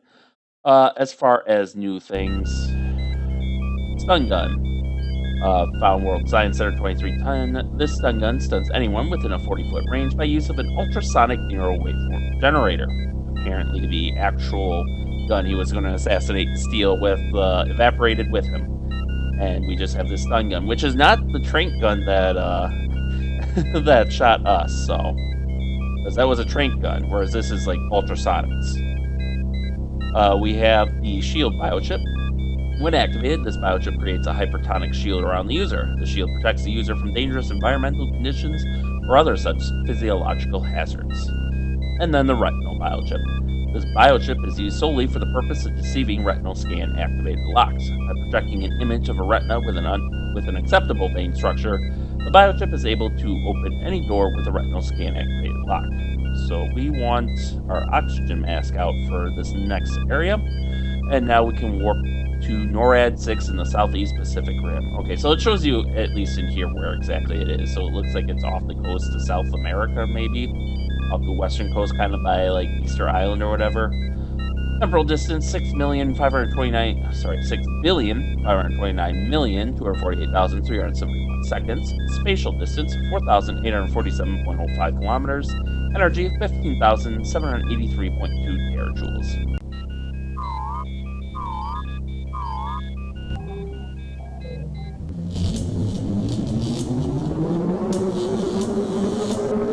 And hey, this is the last time you have to watch this animation.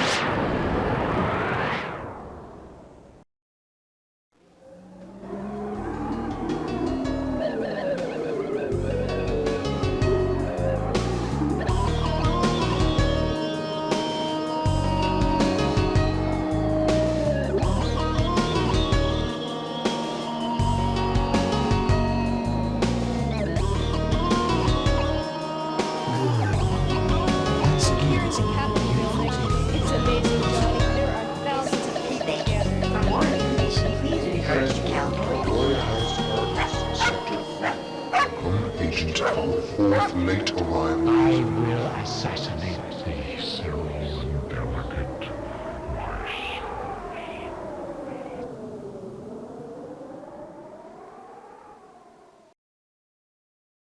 Uh-oh. You are no match for me, human. But I love a challenge. I do love how he kind of slams the door in our face. So now we'll use the filter on the oxygen mask. I think this is a poison bottle. You don't want to touch that. Yeah, you don't want to touch this because you'll instantly die and it'll crash the program because of a bug. Or at least that's what I've seen. I'm not going to touch it. We can see environmental controls for alpha, beta, gamma, and delta sectors. All personnel. We can see ventilation layout, defense wing, NORAD 6, alpha, beta, delta, gamma, epsilon sector. And this shows you All personnel. I'll just click through it kind of quickly, but it's basically showing you how to go through to get to the command center. We have some Delta Sector surveillance videos. Contamination detected in Epsilon Sector. Epsilon Sector was not in Pegasus Prime. Okay, and then it loops. So now you'll see why I have the shield biochip out, because unlike in Pegasus Prime, the scene where you get the robot shooting at you occurs here in NORAD 6. It's some baller music.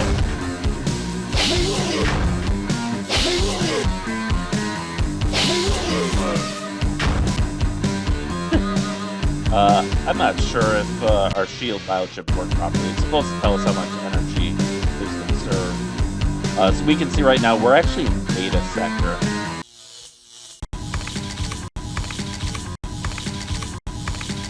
Okay, that's looping wrong, but basically it's supposed to be the computer is supposed to be yelling back at him. That would lead to gamma sector. We're going to instead keep going forward because we want to get to the control room. Unequal pressure between this chamber and subduct. Equalize pressure before entering. Avoid maximum pressure. Some object. I think you only have to get it within the green. You don't have to fully equalize it. They do have some water physics here, which is kind of impressive, but you cannot use the submarines. You do not use the submarines much, unlike in, yeah, you can't even look at that monitor. So you can't walk any further because the arm's in the way. So the submarines, they are cosmetic only, essentially.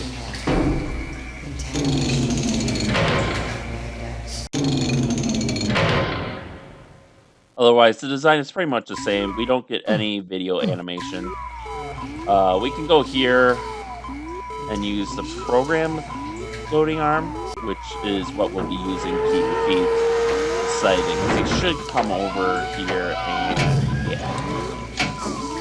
So he'll grab him and pull him out. Because I think if you use manual, it'll just give you like an error or something. Yeah, you can't even select it. So I guess they didn't have time to finish their mini game there for that. So that's why going to doing the mini game in Pegasus Prime could be such a shock to those who have played the original one. I know it was for me. Like, I got stuck on that more than I got stuck on the endgame bomb puzzle. So now what we gotta do is let's switch to the retinal biochip.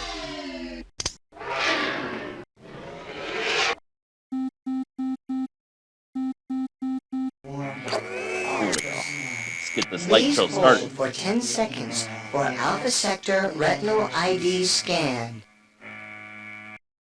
Warning. All personnel. Contamination detected in NORAD air ducts. I suppose this is to give you time to pull up the retinal chip, but there we can see.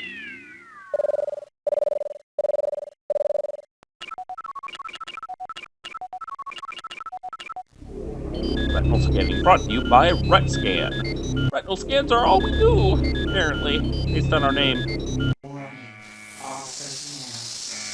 Get this cool graphic. Which, honestly, technology now is to the point where, I know it's an optional procedure, but if you go to an optometrist, you can, there's a test where they basically do shine like a laser or something in your in your eye and take a picture.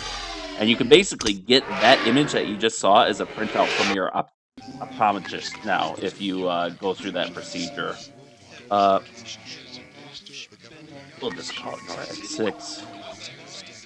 Just to be on the safe side. Yeah, see, I knew you could turn this on. It doesn't do anything. But you can see otherwise the background is pretty much the same as Pegasus Prime. Maybe no astronaut spacewalk, but you do see like shuttle launches and stuff. And now for the worst part of this game. Alright, we got the surveillance footage. I just broke the launch code, human. You'll never stop me. Nuclear strike authorized. Red alert. Nuclear safeguards Primary target, disabled. Gorbistan. Missile launch Launch silo selected, Honolulu, Hawaii. Launch to proceed in 2 minutes. This To deactivate a missile before launch, use the trackball to move the cursor over the active silo, then touch the override button. This trackball is going to be the bane of your existence if you play this game. There we go. Silo deactivated. New launch silo selected. Dublin, Ireland. Launch to proceed in 1 minute, 50 seconds. The silos are all the same as in Pegasus Prime, and at least they're pretty forgiving on like the hitbox for what you have to Silo hit deactivated. in order to New select launch the silo selected. Addis Ababa, Ethiopia. Launch to proceed in 1 minute, 40 seconds. You cannot possibly win. Silo deactivated. New launch silo selected. San Antonio, Texas. Launch to proceed in 1 minute, 30 seconds. And I guess because I kind of grew up on this, I have less of a problem than other people. But I've seen some people really struggle with this, and it is a struggle at times. New launch silo selected. Bangkok, Thailand. Launch to proceed in 1 minute, 20 seconds. You will fail. But this gives some context to why the time limit is so Silo generous, because New obviously you're launch going to silo spend some of the selected. time Bonn, messing Germany. with this. Launch to proceed in 1 minute, 10 seconds. And they just never change the time limit for Pegasus Prime. Red alert. Red alert. Nuclear safeguards disabled. Damn it. Come on. Missile No. launch imminent. Abort. There we go. Silo deactivated. New launch silo selected. Seoul, Korea. Launch to proceed in 1 minute. Give up, human, or I will be forced to eat. Silo deactivated. New launch silo selected. Reykjavik, Iceland. Launch to proceed in 50 seconds. So we're almost there. Iceland. Red alert. Red alert. Nuclear safeguards. Oh, come on. Silo deactivated. New launch silo selected. Svortovsk, Siberia. Launch to proceed in 40 seconds. You are running out of time. There we go. Silo deactivated. New launch silo selected. Madrid, Spain. Launch to proceed in 30 seconds. And this should be the last one. So you get a whole 30 seconds to fight it. Silo deactivated. Maximum deactivation allotment exceeded. Global launch override safety feature engaged. All silos deactivated. The only good human is a dead human. I was actually kind of worried, just because it's been so many years since I played this, but honestly that wasn't as bad as it could have been. I have to wonder if the, okay, player animation. Not that I need this, but this is just kind of my default, which actually, oh, why did I use it? I gotta switch away from this, because I gotta use my interface file just to save. Just in case, again, for the,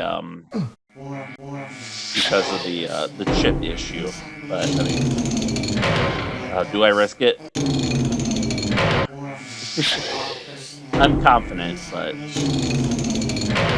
old games are jank, yo. Okay, so let's switch back to the interface.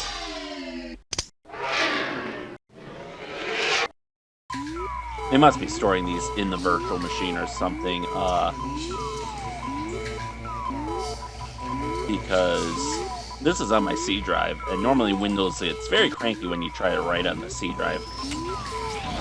So, I'm impressed that these are actually speedy, but they must be within the virtual machine.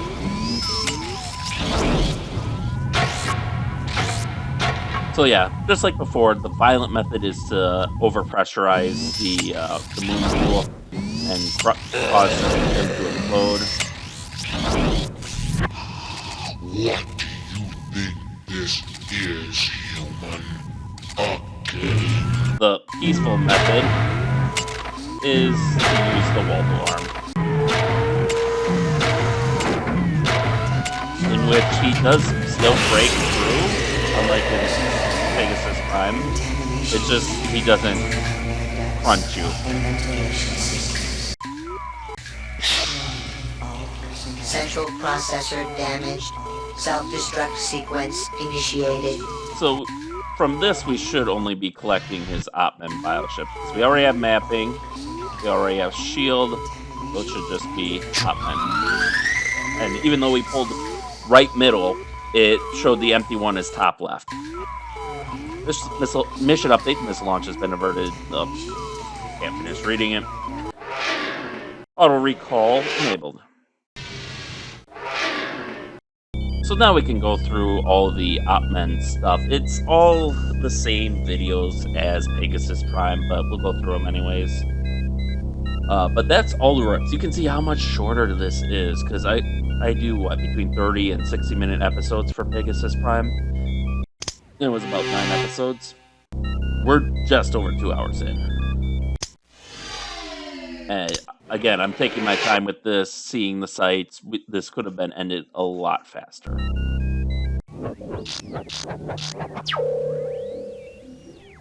Ares, I'm sending you to Earth's colony on Mars in the year 2185. There you must accomplish 2 events simultaneously.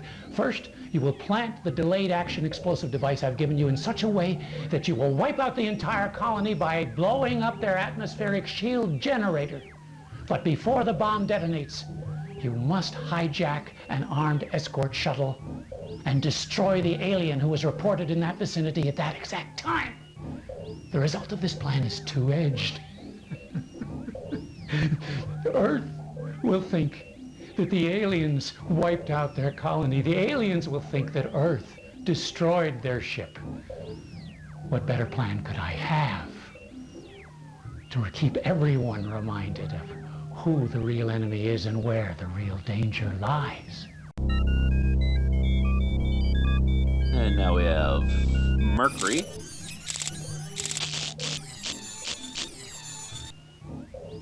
Mercury, I'm sending you to eliminate my adversary, Enrique Castillo, who thought he was doing the world such a favor, convincing them that I was insane to fear alien contact. Well, I'm not the one. I'm not the one who's inviting death into my home. The only place I can be sure of finding him is on stage at the Alien Contact Rally 8 years ago, so I'm sending you to the World Science Center in the year 2310. Try to make his death look accidental, but whether or not you succeed at that, do everything you have to ensure his demise. Even these videos, like, I think they're the same videos, but they feel shorter for some reason.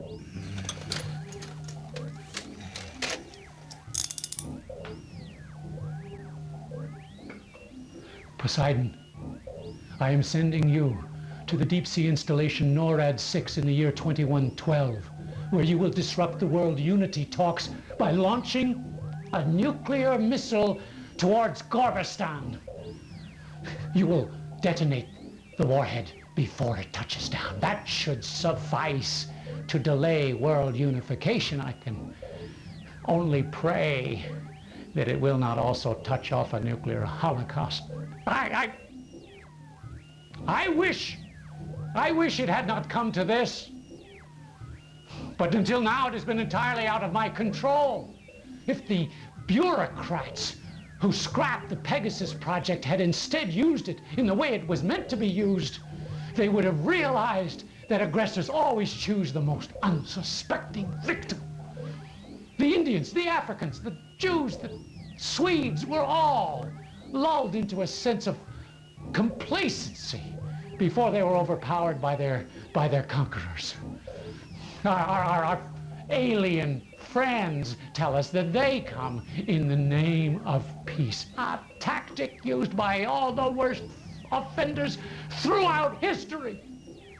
And so I am left to do what I can to ensure that humanity itself is not the next victim. I'm sending you all back in history to rewrite our future, to write us a new future in which we will not offer these creatures an engraved invitation to enslave us all. And if you fail, I will be forced myself to demonstrate personally that we are not all as docile as we might seem. I know the one place in all of Sector 3 with the best view of the Capitol building. And from that place, by the use of a weapon of my own devising, I will assassinate the Cyrolan delegate myself. And if, God forbid, I should fail, one touch of the button on my remote detonator will be enough to end it all, obliterating Caldoria and this foul infestation along with it. So, that's it. Once again, we don't have anyone that kind of handled us through it. You're supposed to just basically take what Sinclair just told you and run with it. Well, that combined with the briefing we get at the beginning on the procedure, to stop the rip from happening again. Which, if you forgot that bit, you might just think, oh, I'm done now. And nope, you gotta go nab Sinclair.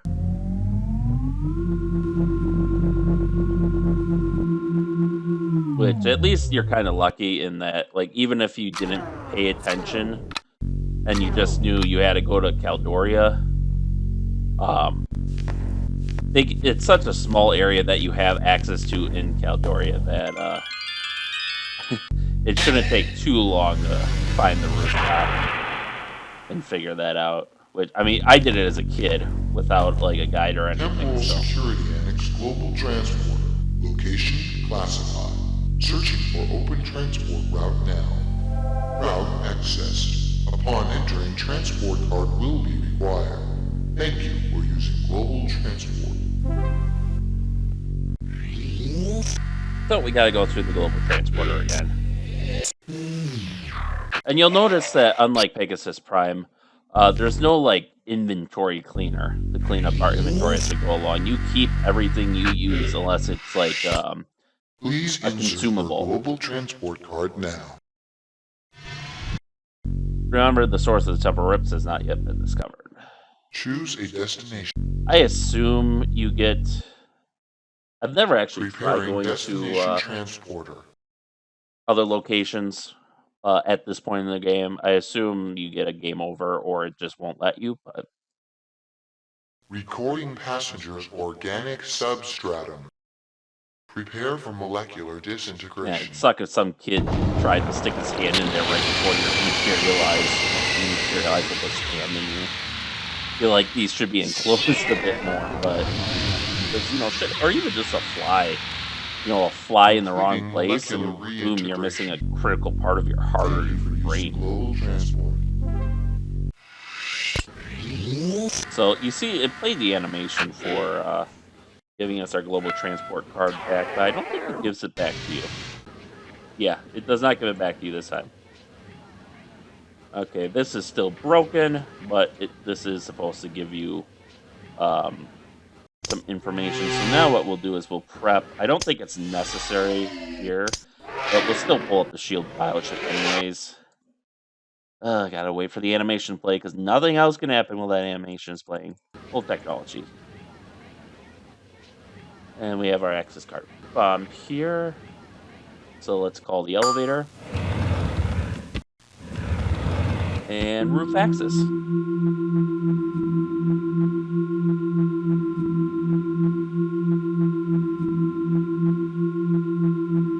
Roof access. To use some elevator music for that ride.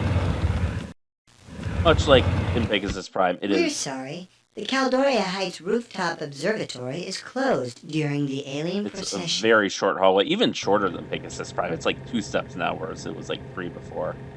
But we can put our access card bomb there. Card bomb activated. Get back! Don't try to stop me! This will end it one way or another. Get back! And now we're on a time limit. We know what we need to do, though. There we go. Got him. Even though it's supposed to be like an ultrasonic one, it still uses a train car animation, which I find amusing. Oh, there we go. Mission complete. What? Why is it? Oh, it must be counting my save games. I'm like, why does it say 2 attempts? But although NORAD 6 shouldn't have. Oh, okay, I remember. Yeah. So mission complete. Congratulations, Agent 5. You stopped Dr. Sinclair and assured humanity a place in the symbiotry of peaceful beings. A promotion is surely in the works for you, but a temporal protectorate agent's job is never done. So you can see it shows the energy remaining. We get 25,000 for the peaceful finale, and you get, I think, points just for each being peaceful in each zone. 5,000 for general exploration. Covered biochips, 15,000. All the time zone scores are going to be nonsense because they include these time scores, and I do not know how that is calculated. But there we go. We can go through our credits now. All right, here we go.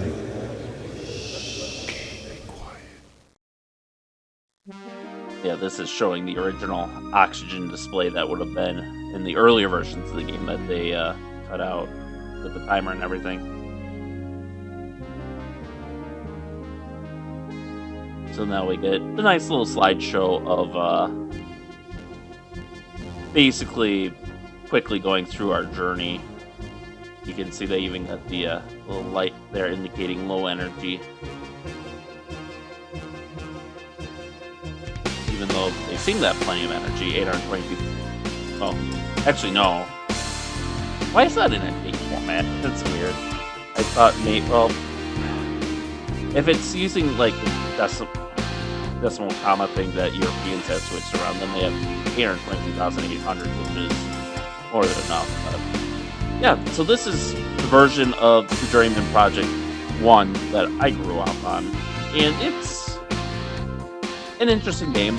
I mean, obviously, Pegasus Prime does much better in fleshing it all out, and giving like, background story and immersive environments, just because they had more technology.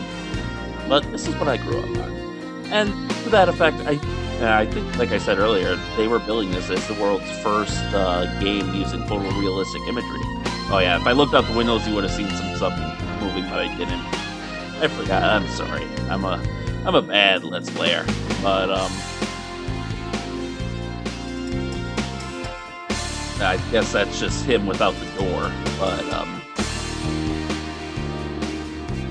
But yeah, this is what I grew up with, and I have fond memories of it. That's why I think it's worth one playthrough. If you're interested in kind of older retro games and you can get it working. I suppose I could make a zip file of this and throw it up in the same Google Drive place where I have the Fighters Anthology. At least for now, I'm gonna have to move those eventually, because I guess my concern for that is monetization and stuff. But yeah, oddly enough, they didn't actually display the credits. There we go. Who are these guys? Presto Studio is a team of developers who were raised in the age of science fiction computers. Okay, that's from the manual. Okay, yeah, same text from the manual. So this shows you flipping a card. So these are the original guys. Although I don't see Tommy Yoon here. Kind of surprised he's not in here. But additional artists, Gio Koi conceptual design for the 2318. So basically Caldoria. Seiji Matsumoto conceptual design for Robots Pegasus. Phil Saunders conceptual design. Mars NORAD 6 World Science Center. Rick Schmitz illustrations, which are great. I didn't go through them in here, but if you look up Orion, who I mentioned for Pegasus Prime as well, he goes and finds all the death animations, except for the one for Out of Breath that he stuck in his Pegasus Prime playthrough. But the art on death animations is really good. In fact, currently, at least as of when I'm making this video, my avatar is the death animation for running out of oxygen in the space station setting for Buried in Time, because it's just such a good drawing. and I love it. It evokes emotion, and fear and wonder and all that. So, Rick Schmidt's Death Illustrations, E.J. Dixon III, graphic artist, talent, Graham Jarvis, Elliot Sinclair, rest in peace, Graham Jarvis. Minako Nakamura, Mars voice. Okay, so, but it was named for Morimoto. Christy Pato, computer generated personality, so I think she was both of them. Megan Wheeler is Megan Love, who we actually got to see in Pegasus Prime. She was your girlfriend that you were sleeping with, and I assume she must have broke up with you by Buried in Time because she's never heard from again after this game.